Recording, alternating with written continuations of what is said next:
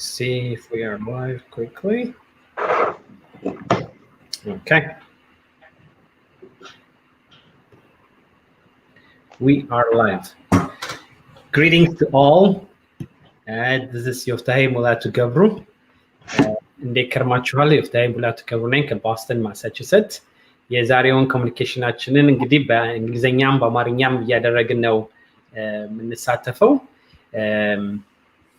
እንደምናውቀው የአሜሪካ ኤሌክሽን በየአራት ዓመቱ የሚመጣ on the first Tuesday of the month in November አሜሪካኖች ሲቲዝን የሆኑ በሙሉ ወጥተው ቮት የሚያደርጉበት ነው። እኛም ደግሞ እንደ ኢትዮጵያውያን አሜሪካኖች ምን አይነት አስተዋጽኦ ማድረግ እንችላለን? ግዴታችን ነው። ምክንያቱም እያንዳንዱን ነገር ቮት በምናደርግበት ሰዓት ላይ ቤተሰቦቻችንን፣ እኛነታችንን፣ ትምህርት ቤታችንን፣ የምንኖርበትን ቤት መግዛት የምንችልበትን ቦታ በሙሉ የሚነካ ስለሆነ ቮት አናደርግም ብለን መቀመጥ የለብንም። አንዴ ሲቲዝን ከሆንን በኋላ ደግሞ ፓስፖርትን የምንጠቀምበት አብዛኛውን ጊዜ ትራቨል ለማድረግ ብቻ ነው እንጂ ቮቲንግ ላይ ብዙ ማንሳተፍ አለን እና ይህንን እድሜ ይህንን ጊዜ በመጠቀም ቮት ማድረግ እንዳለብን። የዛሬው ደግሞ ኤሌክሽን ኖቨምበር 3 ላይ ደግሞ የሚደረገው ደግሞ ከማንኛውም ሰዓት ጊዜ የበለጠ ማንነታችንን የሚነካ አታክ የሚያደርግ ነገር ስላለበት እንዴት አድርገን አንድ ላይ በመሆን ድምፃችንን ማሰማት የምንችልበትን መንገድ እንዴት አድርገን እንፍጠር በሚለው ላይ ያለው ዮፍታሄ ሙላቱ ገብሩ ነኝ። እየገባችሁ ነው? ሰላም አማሃ፣ ሌኒ፣ አዲስ እንዴት ናችሁ? ፔጁን ሼር በማድረግ ታግ በማድረግ ጥያቄዎቻችሁንም ደግሞ መመለስ የምንችልበት ነገር አለ። አሁን እንግዶቼን ላስተዋውቅና ወደ ፕሮግራማችን እንገባለን ማለት ነው። እንዳልኩት የዛሬው ፕሮግራም በአማርኛና በእንግሊዝኛ እየደበላለቅን ስለምናወራ ከመጀመሪያው ይቅርታ እንጠይቃለን። አንዳንድ ልጆች በአማርኛ በደንብ ማውራት ስለማይችሉ በእንግሊዝኛ ማውራት እንዳለብን እሱንም ተረዱልን እላለሁ። ጤና ይስጥልኝ። እንኳን ጊዜ ጠብቃችሁ ስለመጣችሁ በጣም አመሰግናለሁ። ወደ ዮፍታሄ ሾው ሽመልስ ከአንተ ልጀምርና ስለራስህ ትንሽ ብታስተዋውቀን እና ይቅርታ ስታስተዋውቁ የምጠይቀው ራሳችሁን አስተዋውቁና what is at stake for you for this election year የሚለውን መግቢያ አድርገን ንግግር እንድናደርግበት። ሽመልስ ለራስህና ይሄ election 2020 election what does it mean for you? Okay, በመጀመሪያ የዩፍታሄ ሾው ለማመስገን እወዳለሁ። ምክንያቱም በተከታታይ በዚህ ኤሌክሽን ላይ ብዙ ፕሮግራም በማዘጋጀት ኮሚኒቲያችንን ለማስተማርም ሞቢላይዝም ለማድረግ ብዙ ጥረት እያደረጋችሁ እንደሆነ አይቻለሁና ምስጋና ይገባችኋል። የዛሬውን ፕሮግራም ከዚህ የተነሳ ነው። ከአሁን በፊትም እንደዚሁ ከአንድ ሁለት ወር በፊትም እንደዚሁ ሌላ ፕሮግራም አዘጋጅተህ በዛ ላይ ተገኝቼ ነበር፣ እዚሁ በምርጫው በተመለከተ ማለት ነው። ስሜ ያው ሽመልስ አማረ ይባላል። ሎስ አንጀለስ ነው የምኖረው።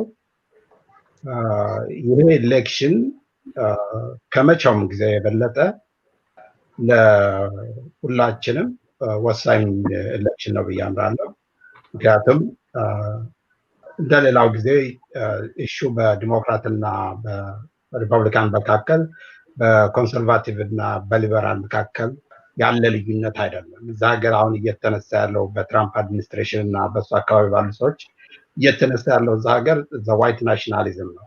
ይሄ ወደ ፋሽዝም የሚሄድ መንግስት ነው። ከፕሮግሬሲቭ ፎርስ ጋር ተባብረን አሁን ካላቆም ነው የሚቀጥለው ምርጫ የሚያሸንፉ ከሆነ ፋንዳሜንታሊ እዛ ሀገር ያለው ሁኔታ የሚቀየር እና በተለይ ለማይኖሪቲዎች ደግሞ አስፈሪ ሁኔታ እየተፈጠረ የመጣበት ጊዜ ስለሆነ before it is too late, this is the time to rise up and join the progressive forces to stop it. So that is really the main task. Okay. Thank you, Shimlis, እናመሰግናለን። Hannah, let me come to you. If you can tell us a little bit about yourself and then tell us what is at stake for you for this election. Hi, everyone. My name is Hannah, and thank you for having me here tonight. My name is Hannah Tesfai. I currently reside in Dallas, Texas. I recently moved to Dallas, Texas about 5 years ago. I am from California originally, so yes, I am here in Texas to turn the state blue. But what's at stake for me right now is democracy. What's at stake for me right now is getting this person that's in office right now out and restoring the democracy that was in this country, and not just voting and getting the Democrat that I want in office, but after that, holding Biden accountable as well. So it's not just throwing someone in office. You vote November 3rd is it, but we have to get this person that does not care about unifying this nation. This person that does not care about the democracy of this nation. This person that doesn't care about the stability of this nation. Who cares only for those that are and look like him, and have what he has, and that's it. And if you are not rich, white, whatever in this nation, he does not care about you. So that's what that's Okay, thank you, Hannah. Bamnet, let me come to you and a little bit about yourself, and then what is at stake for you in this election? Sure. Yeah, my name is Bamnet. I'm also here in Dallas with Hannah, so Texas resident, but I have actually lived here my whole life, and born in Ethiopia, but grew up here. And I have the privilege of representing Habesha's Vote, and it's an effort that we founded with a couple of friends to do a national momentum to make sure that our Habesha people are civically engaged in this process. And we do so by harnessing the power of our culture and our people. We think that it naturally exists. And so what would it look like to be mobilized in this space? While we are nonpartisan, we really want to focus on the issues and the policies at hand that can uplift Black lives, including Ethiopian and Eritrean lives. I think a lot is at stake, right? I think one of the things we've talked about a lot is voting to live, right? And I think that is probably the most accurate statement for me, is that I'm fighting to live a life that is full, that is free, that is safe, right? That has accessibility to all of the things that are important, like healthcare and education, safety in my home, right? Safety as I travel, and the opportunity to actually participate in the American dream. And so I think all of those things are on the line. And as a group of people who are immigrants, even if you're born here, right, like your family or someone else's, I think those are on the line, right? Like the ability for more Habesha people to participate and immigrate into this country and build a life for themselves and the ones they love, that's at line. So I think everything, our quality of life, our ability to access a meaningful life. And so I'm voting to live full and free. Thank you, Bamnet. So that was a good reply. ናሁም ወደ አንተ ልምጣና ስለ ራስህ ትንሽ ንገረንና ለአንተስ ደግሞ ይሄ ኤሌክሽን ምንድነው ስሜቱስ ለምንድነው ፓርቲሲፔት ማድረግ የምትፈልገው? So my name is Nahum Yofru. I'm the chairman of the Ethiopian American Initiative here in Colorado for the Democratic Party itself. I represent the Democratic Party for the community, so that we have a seat on the table. Whatever our issues, whatever our voices, that we bring it from the community to the Democratic Party. That's pretty much the goal of the initiative itself. And the famous saying goes that if you're not on the table, you're the menu, right? We don't want to be the menu. The Ethiopian community does not want to be the menu. So we're making sure that we are on the table. We're making sure that we are the part of the decision making for our state, for what happens to our community in our state. ከዛም ደግሞ አልፎ ኢትዮጵያ ውስጥ የሚካሄደው ነገር when it comes to foreign policy, we reach out to our senators, congressmen, because whether we like it or not, የኛ community, we live here, ግን የብዙዎች ልብ still ኢትዮጵያ ነው. It matters to them so much. So that's actually one of the motivations that they would vote. In fact, that's the main thing that we saw in the last, 2-3 days. Everybody, I get so many phone calls, 5-6 days in a row, till 11 11, 12 o'clock, I was helping people how to get registered to vote, how to do this, how to fill out your ballot, when to fill it out, when to drop it off, all these things. All of that happened because something happened back home for them. So they're actually finally like, oh my God, I have to participate. And that's actually the goal of the Ethiopian American Initiative, is that even that, whatever happens in Ethiopia, that needs a seat, because our community cares about that. If they care about that, then we need to make sure that our state representatives care about that. And that was part of our goal, and that's what we've been doing for the last 2 years. And I think we've been very successful. I mean, because I'm just kidding. But I feel like that we've done quite good work for the last 2 years, and we've increased Ethiopian American participation in the whole voting process by quite a bit. Not as much as what we've seen in the last 3 days, but quite a bit. But that's what is in stake for me personally.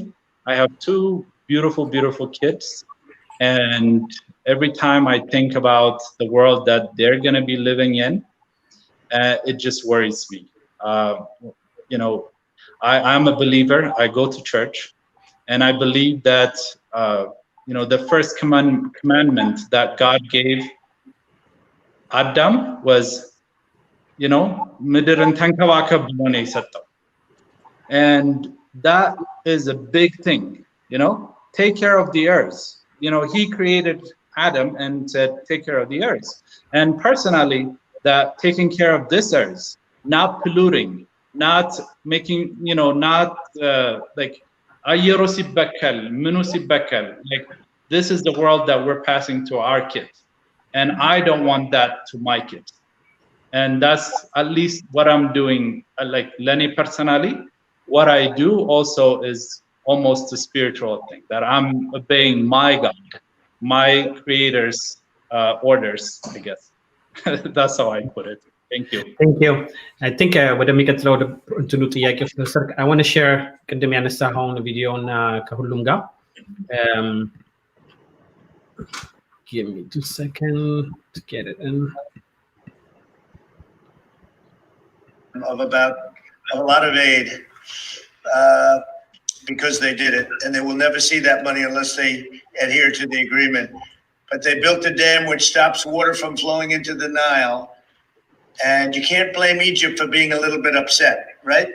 How are they doing with that? Do you know? Well, I think they need a lot of help to resolve it. Yeah, I was actually talking to Sudan, baby. Talking to the chairman, talking to the prime minister. How are you doing? Yes, May not want to answer that. We very much appreciate the effort that started with Washington, which in very few months together. I think we are progressing very well on this. We hope to reach a win-win situation that will bring a lot of benefits, complementarity for the three nations, and we are moving in that direction. We hope to reach a solution soon.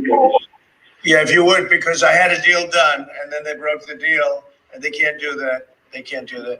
So the deal was done, and it's a very dangerous situation because Egypt is not going to be able to live that way, and they'll end up blowing up the dam. And I said it, and I say it loud and clear: they'll blow up that dam. And they have to do something. So whatever you can do to get them, Ethiopia, to do that, they're going to have to, okay? And we've cut off all payment and everything else to Ethiopia. It was terrible. We were all set to sign a deal. It was negotiated for 5 years and longer than that. And they couldn't make the deal, and I got the deal done. And then they're getting ready to sign the deal, and they broke the deal, which is not good. So whatever you could do, Prime Minister, if you could, that would be great. Okay? You tell them they got to get it done. And I'm telling Egypt the same thing, by the way. Because they could have stopped it. They should have stopped it long before it was started. I said, how do you let it get built? And then you say they have a dam. But they had other things on their mind. That was at a time when they were having a minor revolution, to put it mildly. That was a bad time for Egypt. So I guess they had other things on their mind. So you'll work on that, Sudan, and thank you very much. Do you have any questions for? I'm going to stop it there. That's definitely more than enough for all of us to understand what it means. I'm going to have you comment a little bit on what that video means to you when you're watching, and every time I'm watching it, I'm really frustrated. And international policy ምን ማለት እንደሆነና አንድ የሀገር መንግስት ተብሎ የተቀመጠ ሰውዬ ሌላን አገር ቦምብ እንዲደረጉ ኢንካሬጅ ሲያደርግ በኢትዮጵያ አሜሪካዊነቴ ዝም ብዬ መቀመጥ ስለማልችል ለማያውቅ ሰው ይሄ ምን ማለት እንደሆነ መግባት ስላለባቸው ሽመልስ ወደ አንተ ልምጣና ትንሽ የሂስቶሪካል ኮንቴክስት እንዲኖር ገርድ ምንድነው ትራምፕ ስለምን ነበር የሚያወራው ለሚለውን ጥያቄ ትንሽ ወደ አንተ ልምጣ። ኦኬ ታንክስ። መጀመሪያ ትራምፕ ለ5 ዓመት ኔጎሽት እየተደረገ ነበር ያረግን ነበር ያለው ውሸት ነው። የትራምፕን ውሸት ያው በዛም ላይ ሌላ ውሸት እንደሆነ ነው የሚያሳየው። በቅርብ ጊዜ ነው አሜሪካን ኢንቮልቭ የሆነችው። አሜሪካን ኢንቮልቭ የሆነችበት ምክንያት ግብጽ የሶስት ሀገሮች ከሚያደርጉት ኔጎሽዬሽን ወጣ በመምጣቷ ነው። ይህን ግን ለመረዳት መጀመሪያ አይ ቲንክ ለምንድን ነው ግብጽ ከሶስት ሀገሮች ውይይት ወጣ አሜሪካን የመጣችው ምንድን ነው የፈለገችው የሚለውን ነገር ለመረዳትና ትራምፕ ምን ለማድረግ ነው የፈለገው የሚለውን ነገር ለመረዳት ትንሽ ሂስቶሪካል ባክግራውንድን ባጭሩ ሳምራይዝ ለማድረግ ልሞክር። ግብጽ አንድ የምትለው ነገር አለ ደጋግሞ ይኸውም ናቹራል ኤንድ ሂስቶሪካል ራይትስ ኦፍ ኢጅፕት የአባይን ውሃ በመጠቀም የምትለው ነገር አለና ይሄና ሂስቶሪካል ኤንድ ናቹራል ራይት የምትለው በኮሎኒያል ጊዜ በ1929 አንግሎ ኢጅፕት ትሪቲ የሚባለው ነው። ይሄ ትሪቲ የብሪቲሽ ኤምፓየር የኢጅፕትን ኮሎናይዝ ካደረገ በኋላ በ1922 ነው ነፃ ያወጡት። ግን ከዛ በኋላ ግን ብዙ ጊዜ ስቲል ኮንትሮል አድርገዋቸውና በዛ ጊዜ ነው የብሪቲሽ ኤምፓየር ለኢጅፕት ይህንን ትሪቲ የሰጠችው። ኢትዮጵያ ያለችበትን ኢትዮጵያ አልፈቀደችም፣ ኢትዮጵያ ፓርቲሲፔት አላደረገችም። በኢጅፕትና በብሪቲሽ ኤምፓየር ያለቀ ትሪቲ ነው። ሁለተኛ ከዛ በኋላ ደግሞ 1959 ኢጅፕትና ሱዳን ሌላ ትሪቲ ተፈራርመዋል። ይህም የኢጅፕትን በናይል ሪቨር ላይ ያላትን ኮንትሮል አሰርት የሚያደርግ ለሱዳኖች የተወሰነ ገንዘብ ብራይብ ነው ሰጥተው ኦልሞስት 4 ቢሊዮን ሜትር ኪዩቢክ ሜትር ብቻ ለሱዳን በመተው የቀረውን የብሉ ናይል ውሃ ግብጽ ለመጠቀም የተፈራረሙት። እዚህ ላይም ኢትዮጵያ ፓርቲሲፔት አላደረገችም፣ አልፈቀደችም፣ አልፈረመችም። ዲስከሽን ላይ ፓርቲሲፔት አላደረገችም። 85% of the Nile water ከኢትዮጵያ ነው የሚመጣው። and yet ኢትዮጵያ at this point 0% ነው የምትጠቀመው።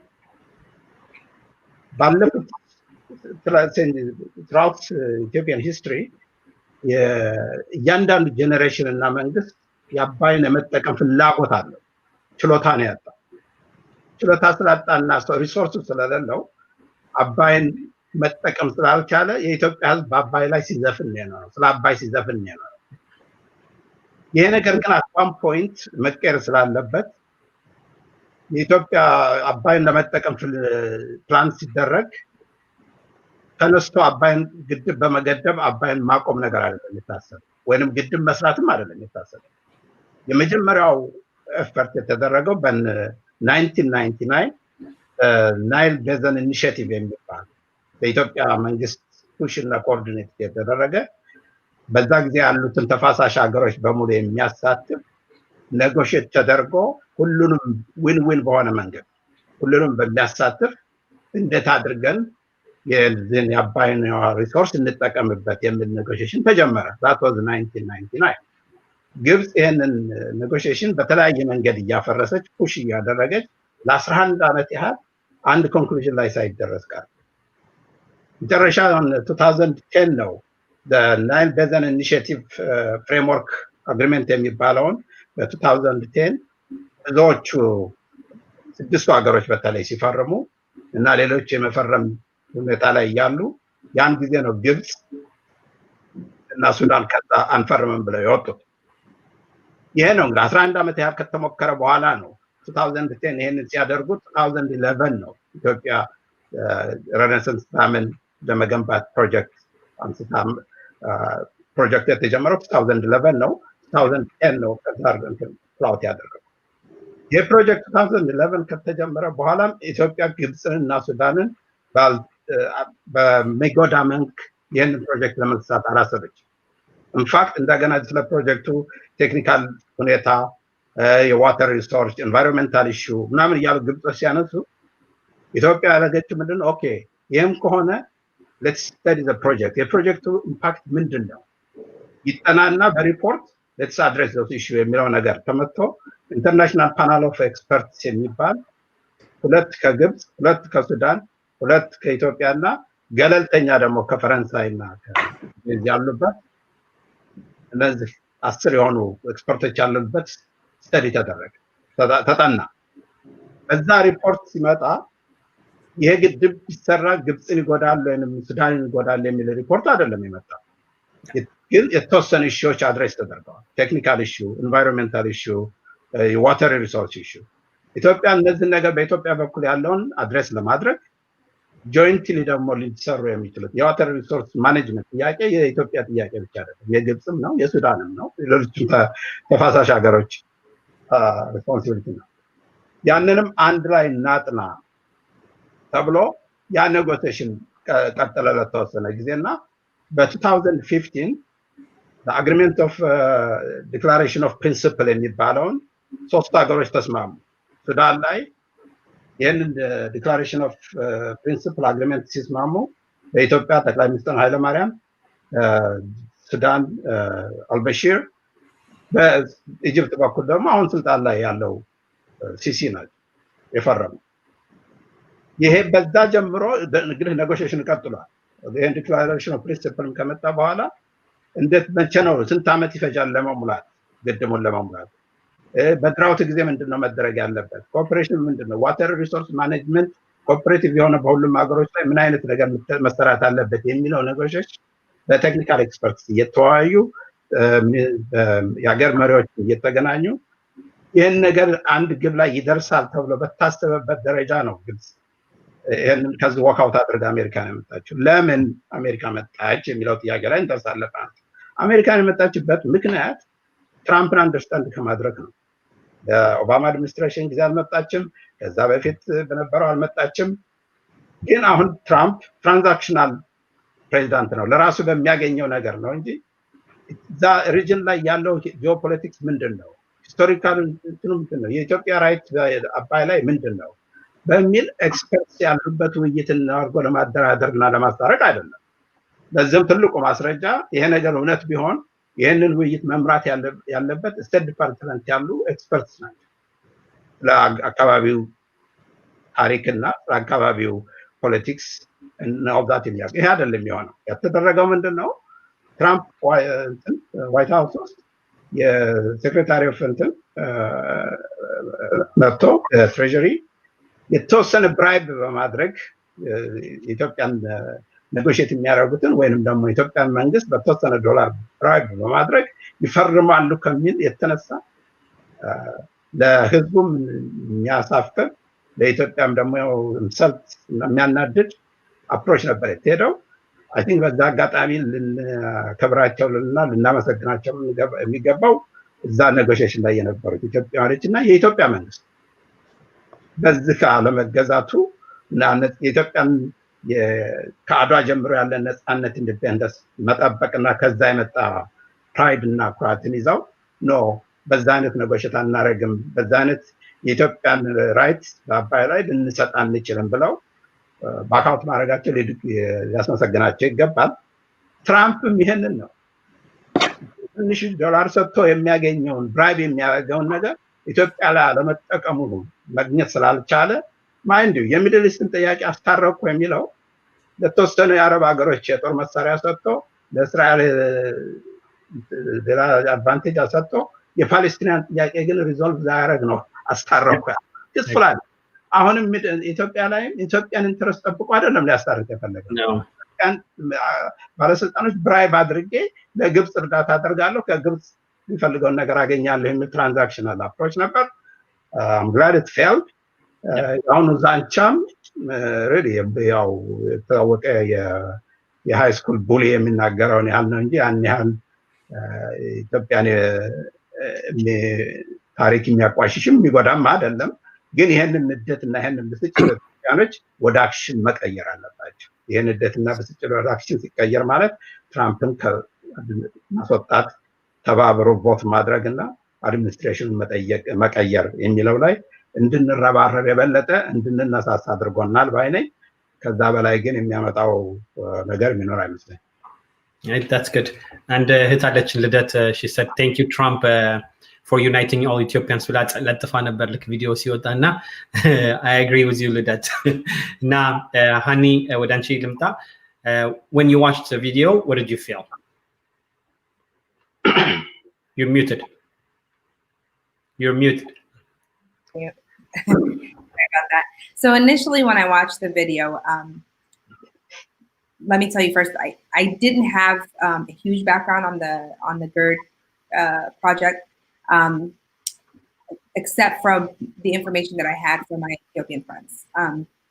So I had already had some background about what was going on and him and him trying, you know, with that whole issue, but I didn't see the video.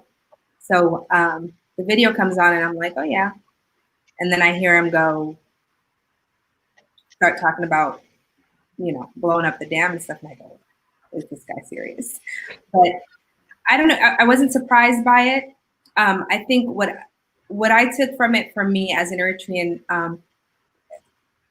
maybe it didn't directly affect me because GERD is not in Eritrea, but what I wanted Eritreans to understand is that if he's doing that and interfering with Ethiopian relations, he will do that to Eritrea. One of the biggest things with our Eritrean voters is that, you know, what happened with Obama and with the Obama administration and what they did in Africa, whether it's in Libya or even with the sanctions in Eritrea and so forth.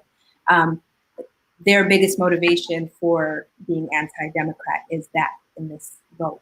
So on the other end, while it infuriated me that he was interfering with Ethiopia, it also made me happy that Ethiopians will most likely, which they did, unite and want this guy out. But on top of that, it made me even happier because I feel like Eritreans will see that, okay, well, you thought he wasn't going to interfere with Africa, but he's doing it. He's doing it to your neighbor, so he's going to do it to you. He can do it to you. And so it really on both ends. I think this should have, if it hasn't already, this should have waken up both Eritreans and Ethiopians and all of Africa or any other African country that is you know, not upset with this. This man. And the other thing was the biggest surprise to me was here's this guy that he's never even been to Africa in his administration. Like he's never even. How are you trying to set up a peace agreement or anything, and you haven't even stepped foot on either country?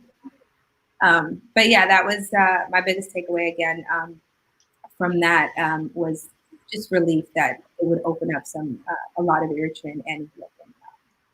Hey, thank you. The way even he talked about it's like I feel like it was just like I don't know, I could not describe it. But let me ask you the same question. When you watched the video, what did you feel? So I actually didn't watch the video until right now. I read it. I have made a permanent decision. Yeah, so you're getting real-time reaction. I actually read every single word he said. I read the transcripts. I decided actually to stop watching videos about 4 years ago. I think I like to read my news and information from a couple different sources because I think it makes us reactive and we can be emotional. And I like to read it in a way that I can be more stable in my thinking. And so I read probably about 25 articles the next morning after that happened. So I was very informed on the issue, but quite honestly, I get a little irritated just hearing his voice. So, but I would like to just elevate this conversation a little bit from partisan politics into our responsibility about human lives. I think whether you're an Ethiopian or Eritrean Republican or independent or Democrat, I hope that we are processing these are real human lives. And there's a saying that goes that what some people do in moderation, other people do in excess. And I just want to talk about the potential opportunity for extremism, right? He may have said it in jest. He can get away with saying these kinds of things and being inflammatory and dismissive and even inciting violence. But there are people who actually act on that violence, right? There are people who hear that and take a green light. And I think that that's what is so alarming, right? And I want us to not normalize this behavior, not normalize these words as if it doesn't have power and he's just an idiot. He is the president of the free world and he's already showing that force by limiting necessary dollars for Ethiopia, right? And I want to elevate this conversation again about, instead of being about some political thing, this is like people's ability to live, right? To have electricity, to have access to clean water. And so what does it look like for all of us to hold our elected officials responsible? We've seen some representatives reach out and condemn this. And I think that that should be an effort across the political spectrum, right? We have Ethiopians who are hardcore Republicans and Eritreans the same, right? And what are you doing? How are you holding your elected officials to speak up and unite against this? This should be a bipartisan effort to say this is inappropriate to, meddle in affairs of sovereign countries and incite violence and potentially war, right? And what does that mean for us to see? It's a very literal image for me. I'm imagining being in a war, and the people who are being bombed are people that I love, right? That are my family members, right? That are my friends, right? And so I think sometimes we just get into this fast and furious part of politics, and this was said, and I just want us to pause. This is humanity. These are lives at the line, that if somebody acts out on these words that were said, how devastated will we be? And so what is our responsibility across the spectrum to hold these words accountable, this leadership accountable, our Congress accountable for saying this isn't appropriate and it shouldn't be so, right? And so I just want us to also think about that. Thank you. Nahum, the same question for you. What is your reaction to the video? I totally agree with every single one of you guys have said. Definitely we have a responsibility. For me, when I heard it, it was just, I just couldn't believe it. I couldn't believe that this is what we're, what it has come to. For the last 3 years, I've been very active in the Democratic Party itself for this exact reasons. And for me, I was not very surprised that he said something this stupid. But it was also one of those things. There's that famous poem from the Jewish, a Jewish poem from World War II. They came for the communists. I didn't say anything. They came for the gays. I didn't say anything. They came for the Jews. I didn't say anything because I was none of those things. Yeah. And then they came for me, and then I didn't have nobody to stand with me. And it's the same thing that Ethiopia, that's the same thing we just experienced the last weekend. Everyone, we've been talking let's get registered to vote, let's be active. Nobody's like, yeah, I don't care about this. This doesn't affect me. This doesn't affect, I just want to work, go home, go to Ethiopia. And then it came for them. It just literally just came for them. This is your, birth land that's about to get bombed because it was initiated by the United States president. He okayed it, just officially okayed it. They're going to bomb it. Of course they're going to bomb it. They shouldn't have even let it happen to begin with. I mean, that means that, I'm okay with all of this. I'm okay if you bombed it.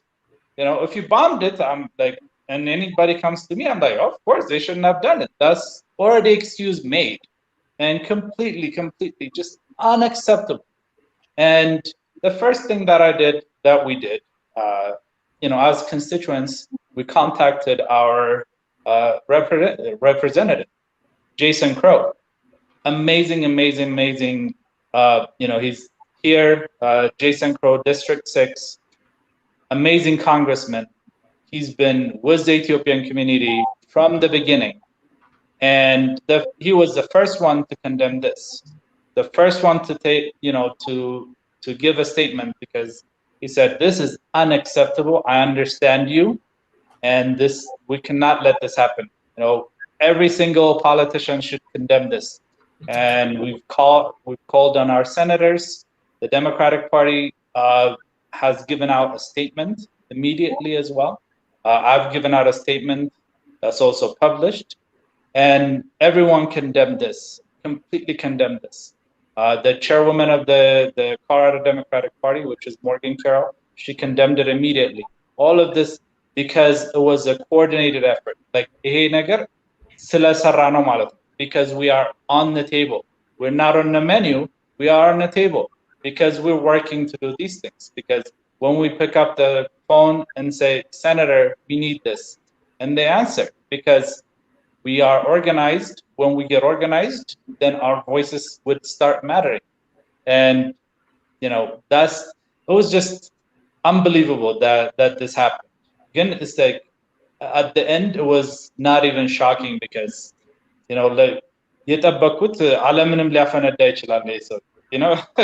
so we can't let this guy happen for the next 4 years. ልክ በቀልድ እንደዚህ በቃ አውርቶ አንድ ሀገር ይደብደብ የሚል ከሆነ ነገ እኛንም ተነስቶ ኢትዮጵያኖች አይጥሙኝም ብሎ ቢያባረር is within his right.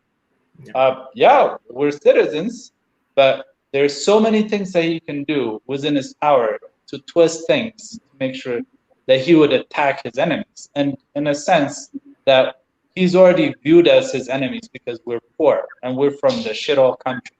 And this is unacceptable. This is just totally unacceptable. That's my response. No, thank you. I think just like Hannah said, and Bimnat, you all said it, sometimes we have this tendency, until it comes to us, just you described it really good, we have the tendency of not getting involved. Especially I see it a lot in the Black Lives Matter movement. We remove ourselves and then just sit on the corner, and then forgetting everything that we are here for is because of the Black Lives Movement, that we are able to express ourselves this way. እና ለምን ይመስላችኋል አንድ ነገር ፐርሰናሊ እስከሚመጣ የኛ ኮሚኒቲ ምስ የሚያደርገው ነገር ምንድን ነው? ሽመልስ ካንተ ልጀምርና እንዴት አድርገን ነው ኢንቮልቭድ መሆን ያለብን ሞር? አሁን ይሄ 2020 ሁላችንም አፌክት ሊያደርግ የሚችል ከዚህም ደግሞ አልፎ ኢትዮጵያ ድረስ ደርሷል፣ ሌላም አፍሪካም ደርሷል። ናሆም ተናግሮታል፣ ሺትሆል ካንትሪ ብሎ ተናግሮታል። ያ ሁሉ ሲመጣ ግን ፐርሰናሊ ቤት መጥቶን ካላንኳኳ በስተቀር ኢንቮልቭ ማናረግ ህዝቦች ነን እና ምንድነው የሚያስፈልገን አብሮ ለመስራት እንደዚህ አይነት ነገር ላይ ኢንቮልቭ መሆን ያለብን ምንድነው የሚጎለው ብለህ ታስባለህ? Well, የሚጎለው አዌርነስ ነው፣ እሱን አንደርስታንድ አለማድረግ ነው። ከዛ በፊት ግን let me just say one thing. I think the fact that I'm here with you guys, that gives me hope, because I have children as young as you guys are, and it gives me hope to the fact that you guys are involved. The future is bright because of you guys. So I'm not worried about the future as long as you guys stand up and defend your right and join progressive forces, to make it happen. Because freedom is not free. You don't buy it, or you don't get it, or you don't beg for it. You fight for it. And that's how you protect yourself, you protect your community, and you protect democracy itself. So,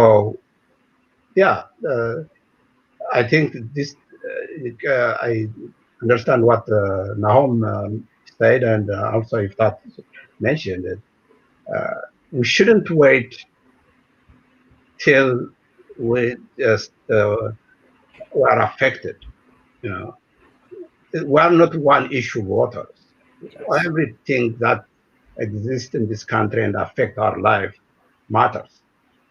And if we don't fight for it, somebody will get it and somebody will take our rights. So, Black Lives Matters is our issue.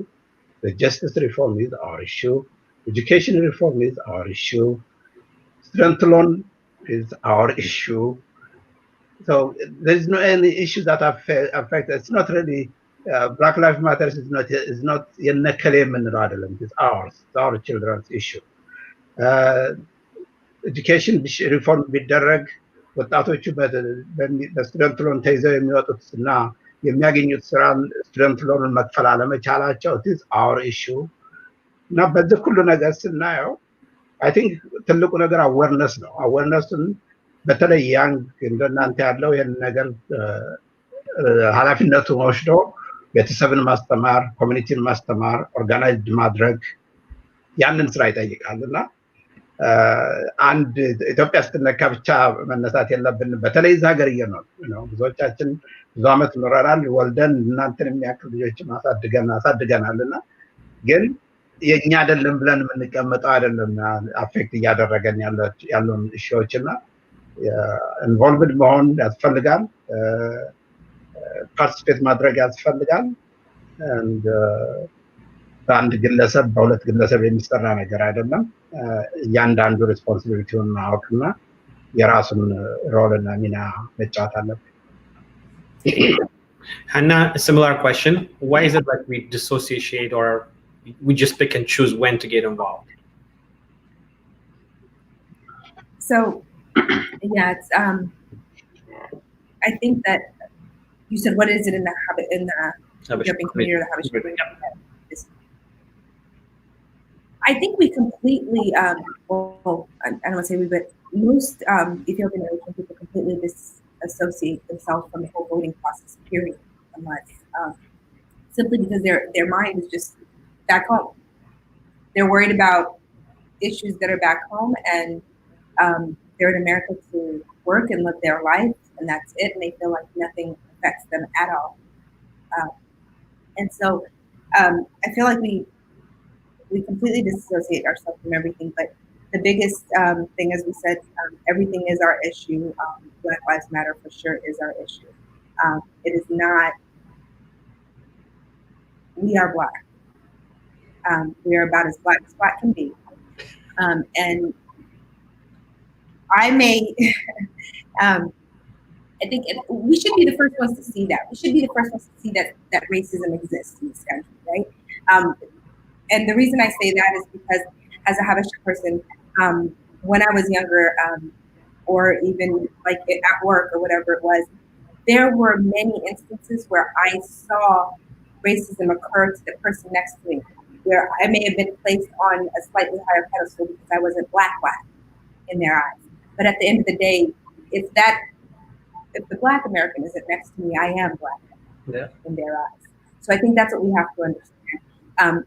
We're not just because, and I think that also kind of messes with our mind. We come to America, and back when we came back, way back when, we come to America, and whether you say white or corporate America or whoever looks at us slightly better than Black Americans, or as, oh, you're not this or you're not that, and we go with that. And we just.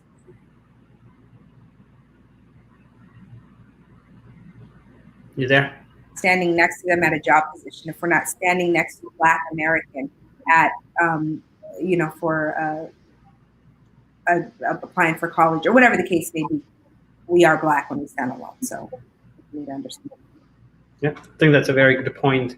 Bamnet, I'm going to ask you a similar question from what you have seen, the movement that you're doing. Why do you think similarly, or what kind of response are you getting from your area that not really fully involved? Yeah, I'm actually very passionate about this topic. A little insight is my master's thesis work was exploring Black immigrant perspectives on police violence. I had the privilege of interviewing and collecting firsthand data of Black immigrants from the Caribbean and from all over Africa. And I found a few things that I think are interesting to share. One is the Black Lives Matter movement really is founded or began to address police violence against Black people, right? Like that is the beginning of that movement. And then it really has expanded to cover a multitude of issues that threaten Black lives. So I think we have to go back and visit what are Black immigrant experiences with police before they come here. And I think the data really showed a lot of that. The biggest differences I saw were not in people who were born there versus here. The difference was in people's identity and how they saw themselves. And the biggest way that showed up was in older participants and younger participants. Older participants did not see themselves as Black. They saw themselves as Ethiopian or Nigerian or Kenyan. They identified first with their ethnic identity, and younger participants, those about younger than 40, saw themselves as Black first, and then their cultural or ethnic identity second. That was the biggest indicator on how they felt about it. And I think that's an important conversation for us to have, right?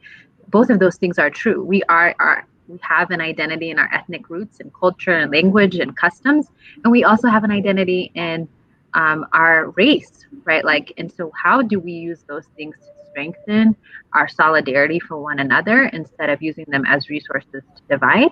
I think that's an important question. I think the other part is, as immigrants, like I have so much love and praise for my parents and many people, it takes a lot of courage to move across the country and with, no resources, right? No, you don't even know the language and you're just going to figure it out when you get there. And so part of your survival is being insulated within your own community, is just staying with your people, right? You learn, you shop at the stores where your people are, you eat that food, you go to those restaurants, right? That's how you survive, is with this community. And that's a beautiful thing, right? But the disadvantage is you stay so connected to only those people that you lack exposure that helps you to bridge and bond with people that are different and help you find solidarity outside of your own immediate community, right? And that's what we're seeing. You don't get a lesson when you come here that says, hey, you're from a Black nation and all of a sudden you are existing in this too black and white world. Find your space in that. Nobody gives you a memo. You don't get a quick lesson, right? You're thrust though into this dichotomy, right? Into this two ways of living. And so as an immigrant, you fall somewhere in between the line, right? You're not totally fully Black because you have this additional ethnic identity that you're using to protect you. And that was what I found in my study, that Black immigrants use their ethnic identity as a protective factor so that they are not at the very bottom of the totem pole. And it makes sense. You want to avoid all the bad things that come with being African American or being identified as Black. But the reality is we can't limit that. We can't change that. We can't change the color of our skin, right? Like, this is who we are. And we have so much to add. And so how do we also, like, this narrative that you get when you come here, and let's just be honest about it, it's like Dokor people are bad, right? Like, they're not good, they're lazy, they depend on welfare, right? All of these things that we're told, especially our parents, and we believe those narratives, and then we come here and we think that they're our enemies. Why are we fighting for crumbs under the table as two minority groups instead of having solidarity and saying, forget being under the table, I want to be at the table, I want to create a table. We want to make space for one another at this table. And so how do we not even allow this like model minority narrative to affect us, right? Because that exists, and it exists a lot with Asian communities. They say Asians are like the model minority and Black immigrants are not, right? And then they say Black immigrants are better. I'd rather hire them than an African American. Who's telling this story, right? And I think we need to interrogate further this idea of white supremacy. Even though Ethiopia was not colonized literally, if in our mindset we have continued to put the white man as above everything, then what better off are we, right?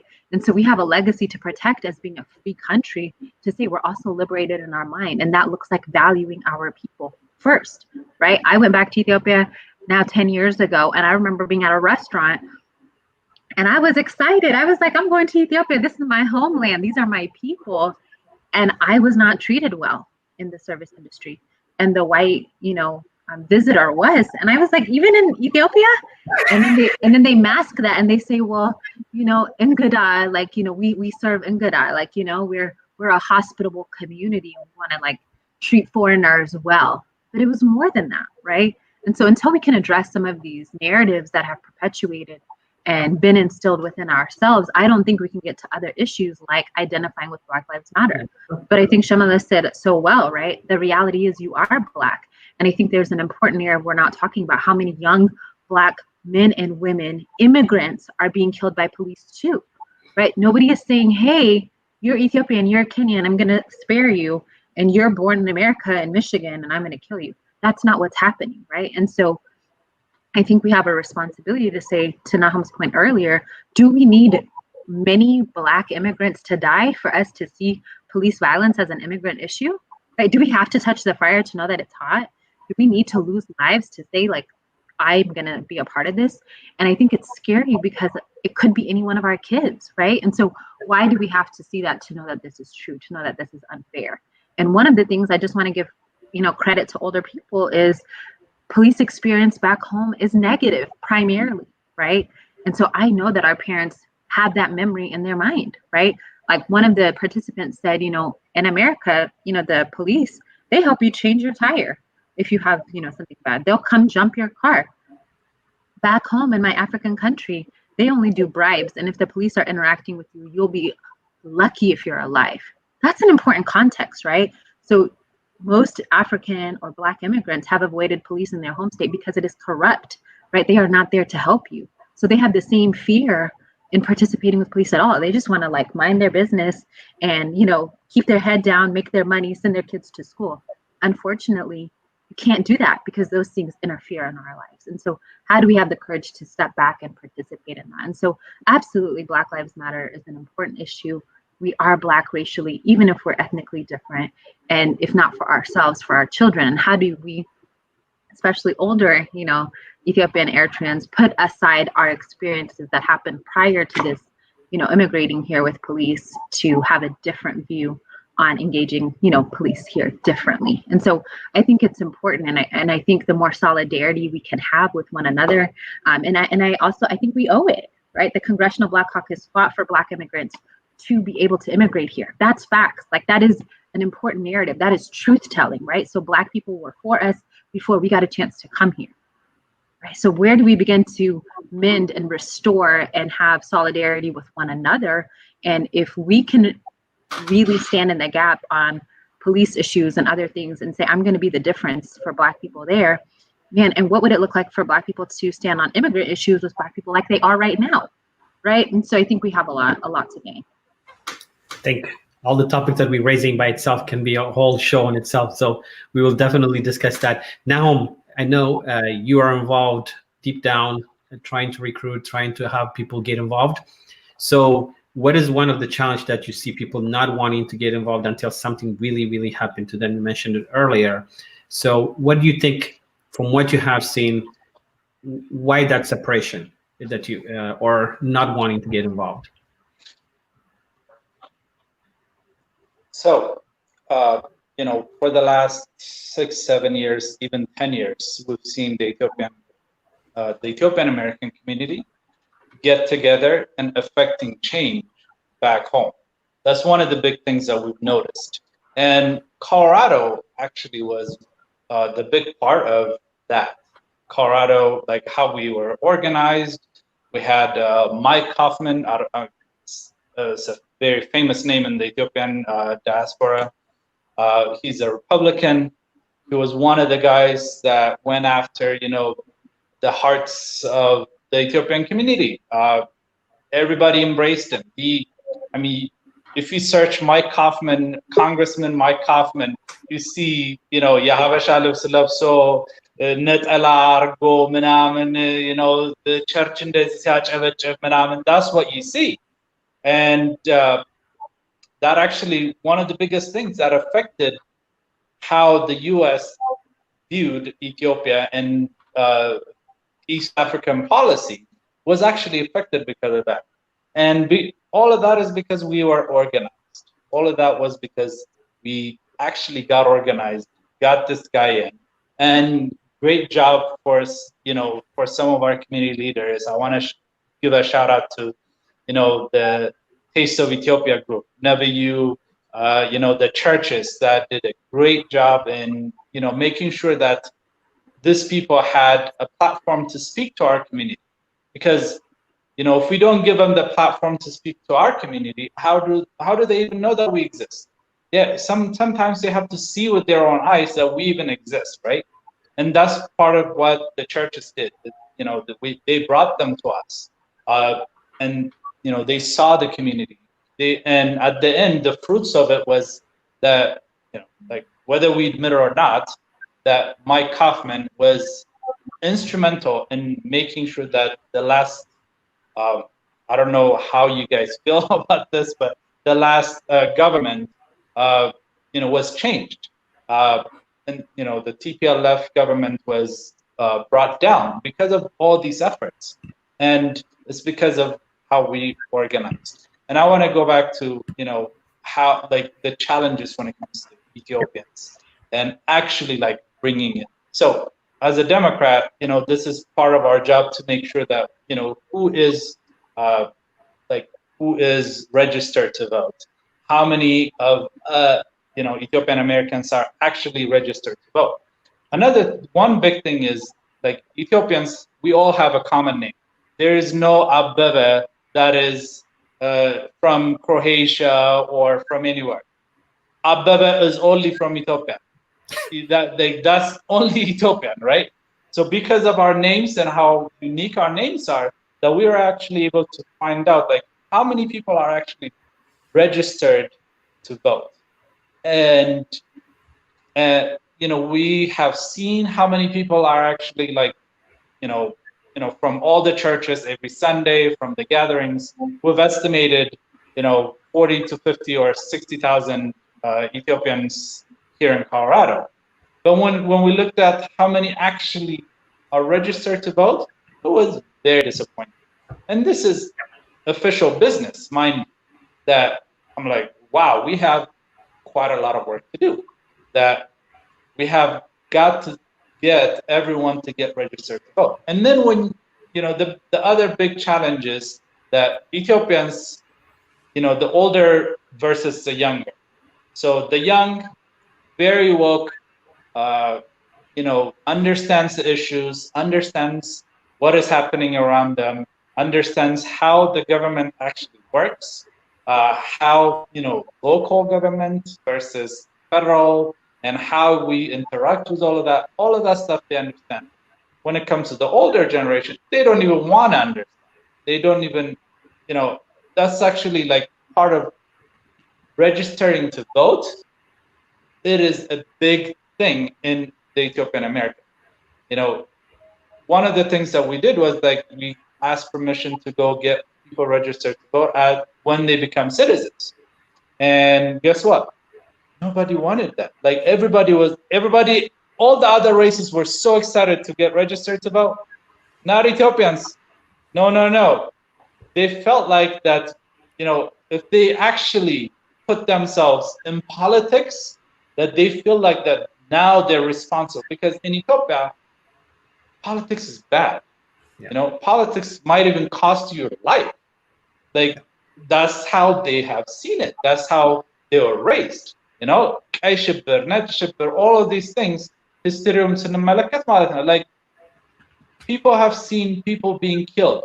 You know, ጓደኞቻቸው, የእናቶቻችን የአባቶቻችን ጓደኞች ተገለዋል ከጎናቸው።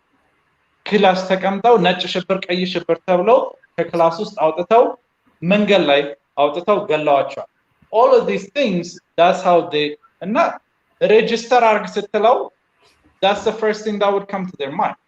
You know, yes, there's a lot of community leaders that have done a great job in our community to get everyone to get registered to vote. Again, even with that, registering ስትለው ግን, like, it's an active action that needs to be taken. And it's been such a difficult thing to get our Ethiopian community. But like I said, the last 5 days has been a complete opposite. You know, 11, 12 o'clock at night, I'm helping people how to do it. You know, I'm getting phone calls, texts. You know, Facebook is just full of requests of, man, can you please help me? You know, my mom wants to get registered to vote. I'm not, you know, like, I'm not 18 yet, so can you help me getting her registered to vote because she wants to vote? You know, she's been around, like, you know, like, so many stories that you hear, which is very encouraging and exciting.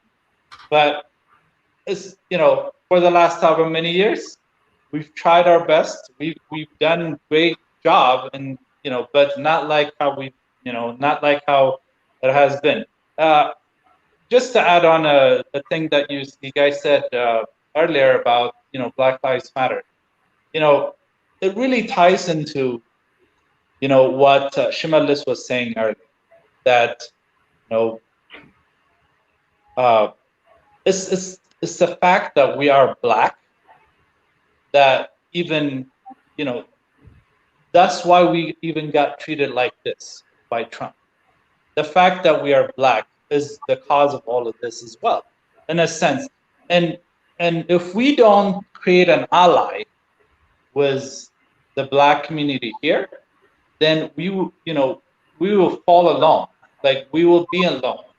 And that's one of the things that the Ethiopian American Initiative has been working, is that we work with the NAACP, the AICD. I don't know, for those that doesn't know, like, these are great organizations that work to advance colored people, to advance, to create opportunities for colored people in America. And we need to work with them.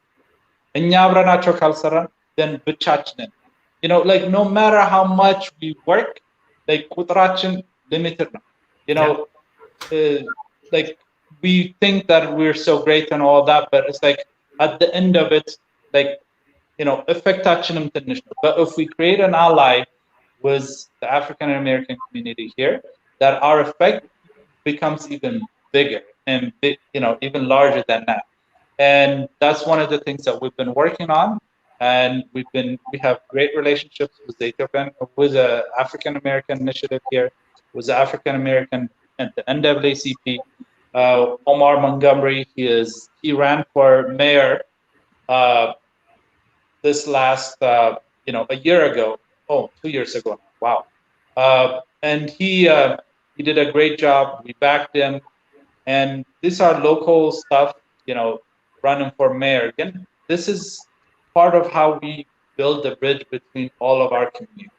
And then when we build these bridges, it's easier to call our congressmen, like what we've seen. It's easier to call our senators.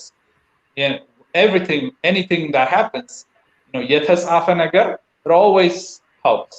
It always interests. Like, not congressman ደውለን, you need to make a statement on this synod, that he knows he needs to make it right away, because we're not just talking, አንድ ሰው ወይም 10 ሰው. We're not just representing just 10 people. We're representing a lot of people.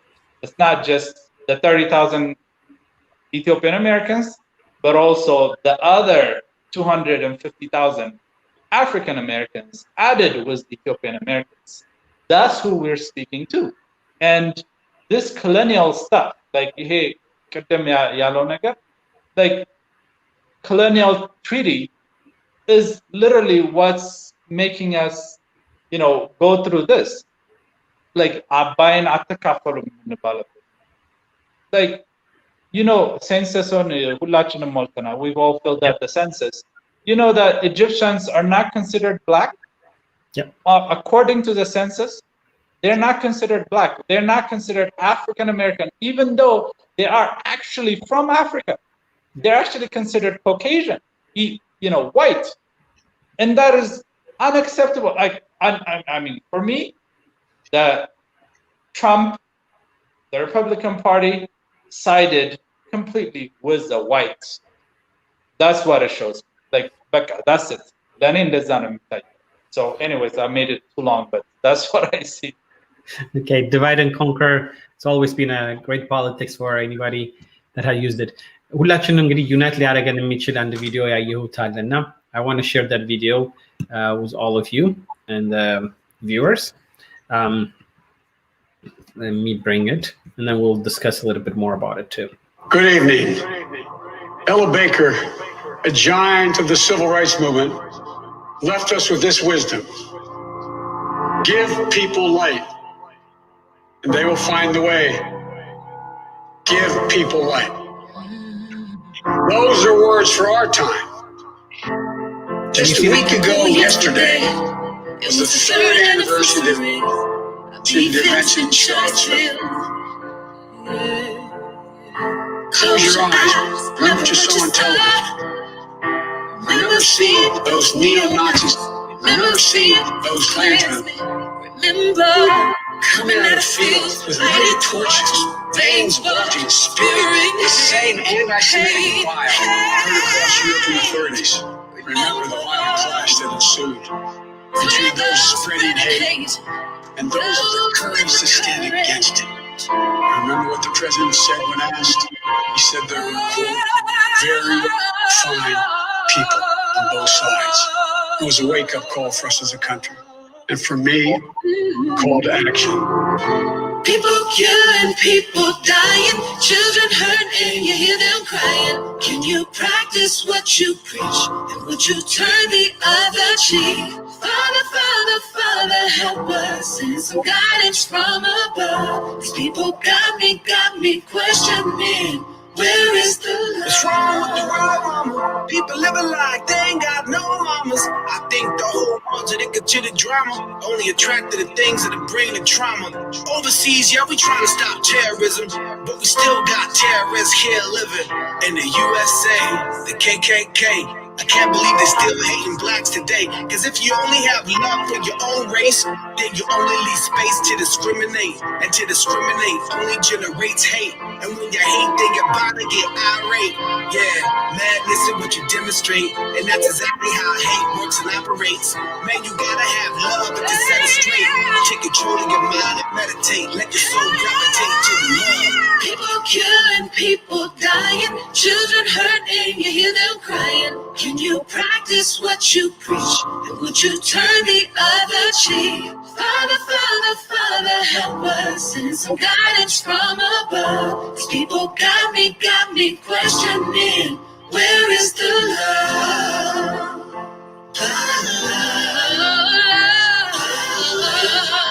Where is the love? The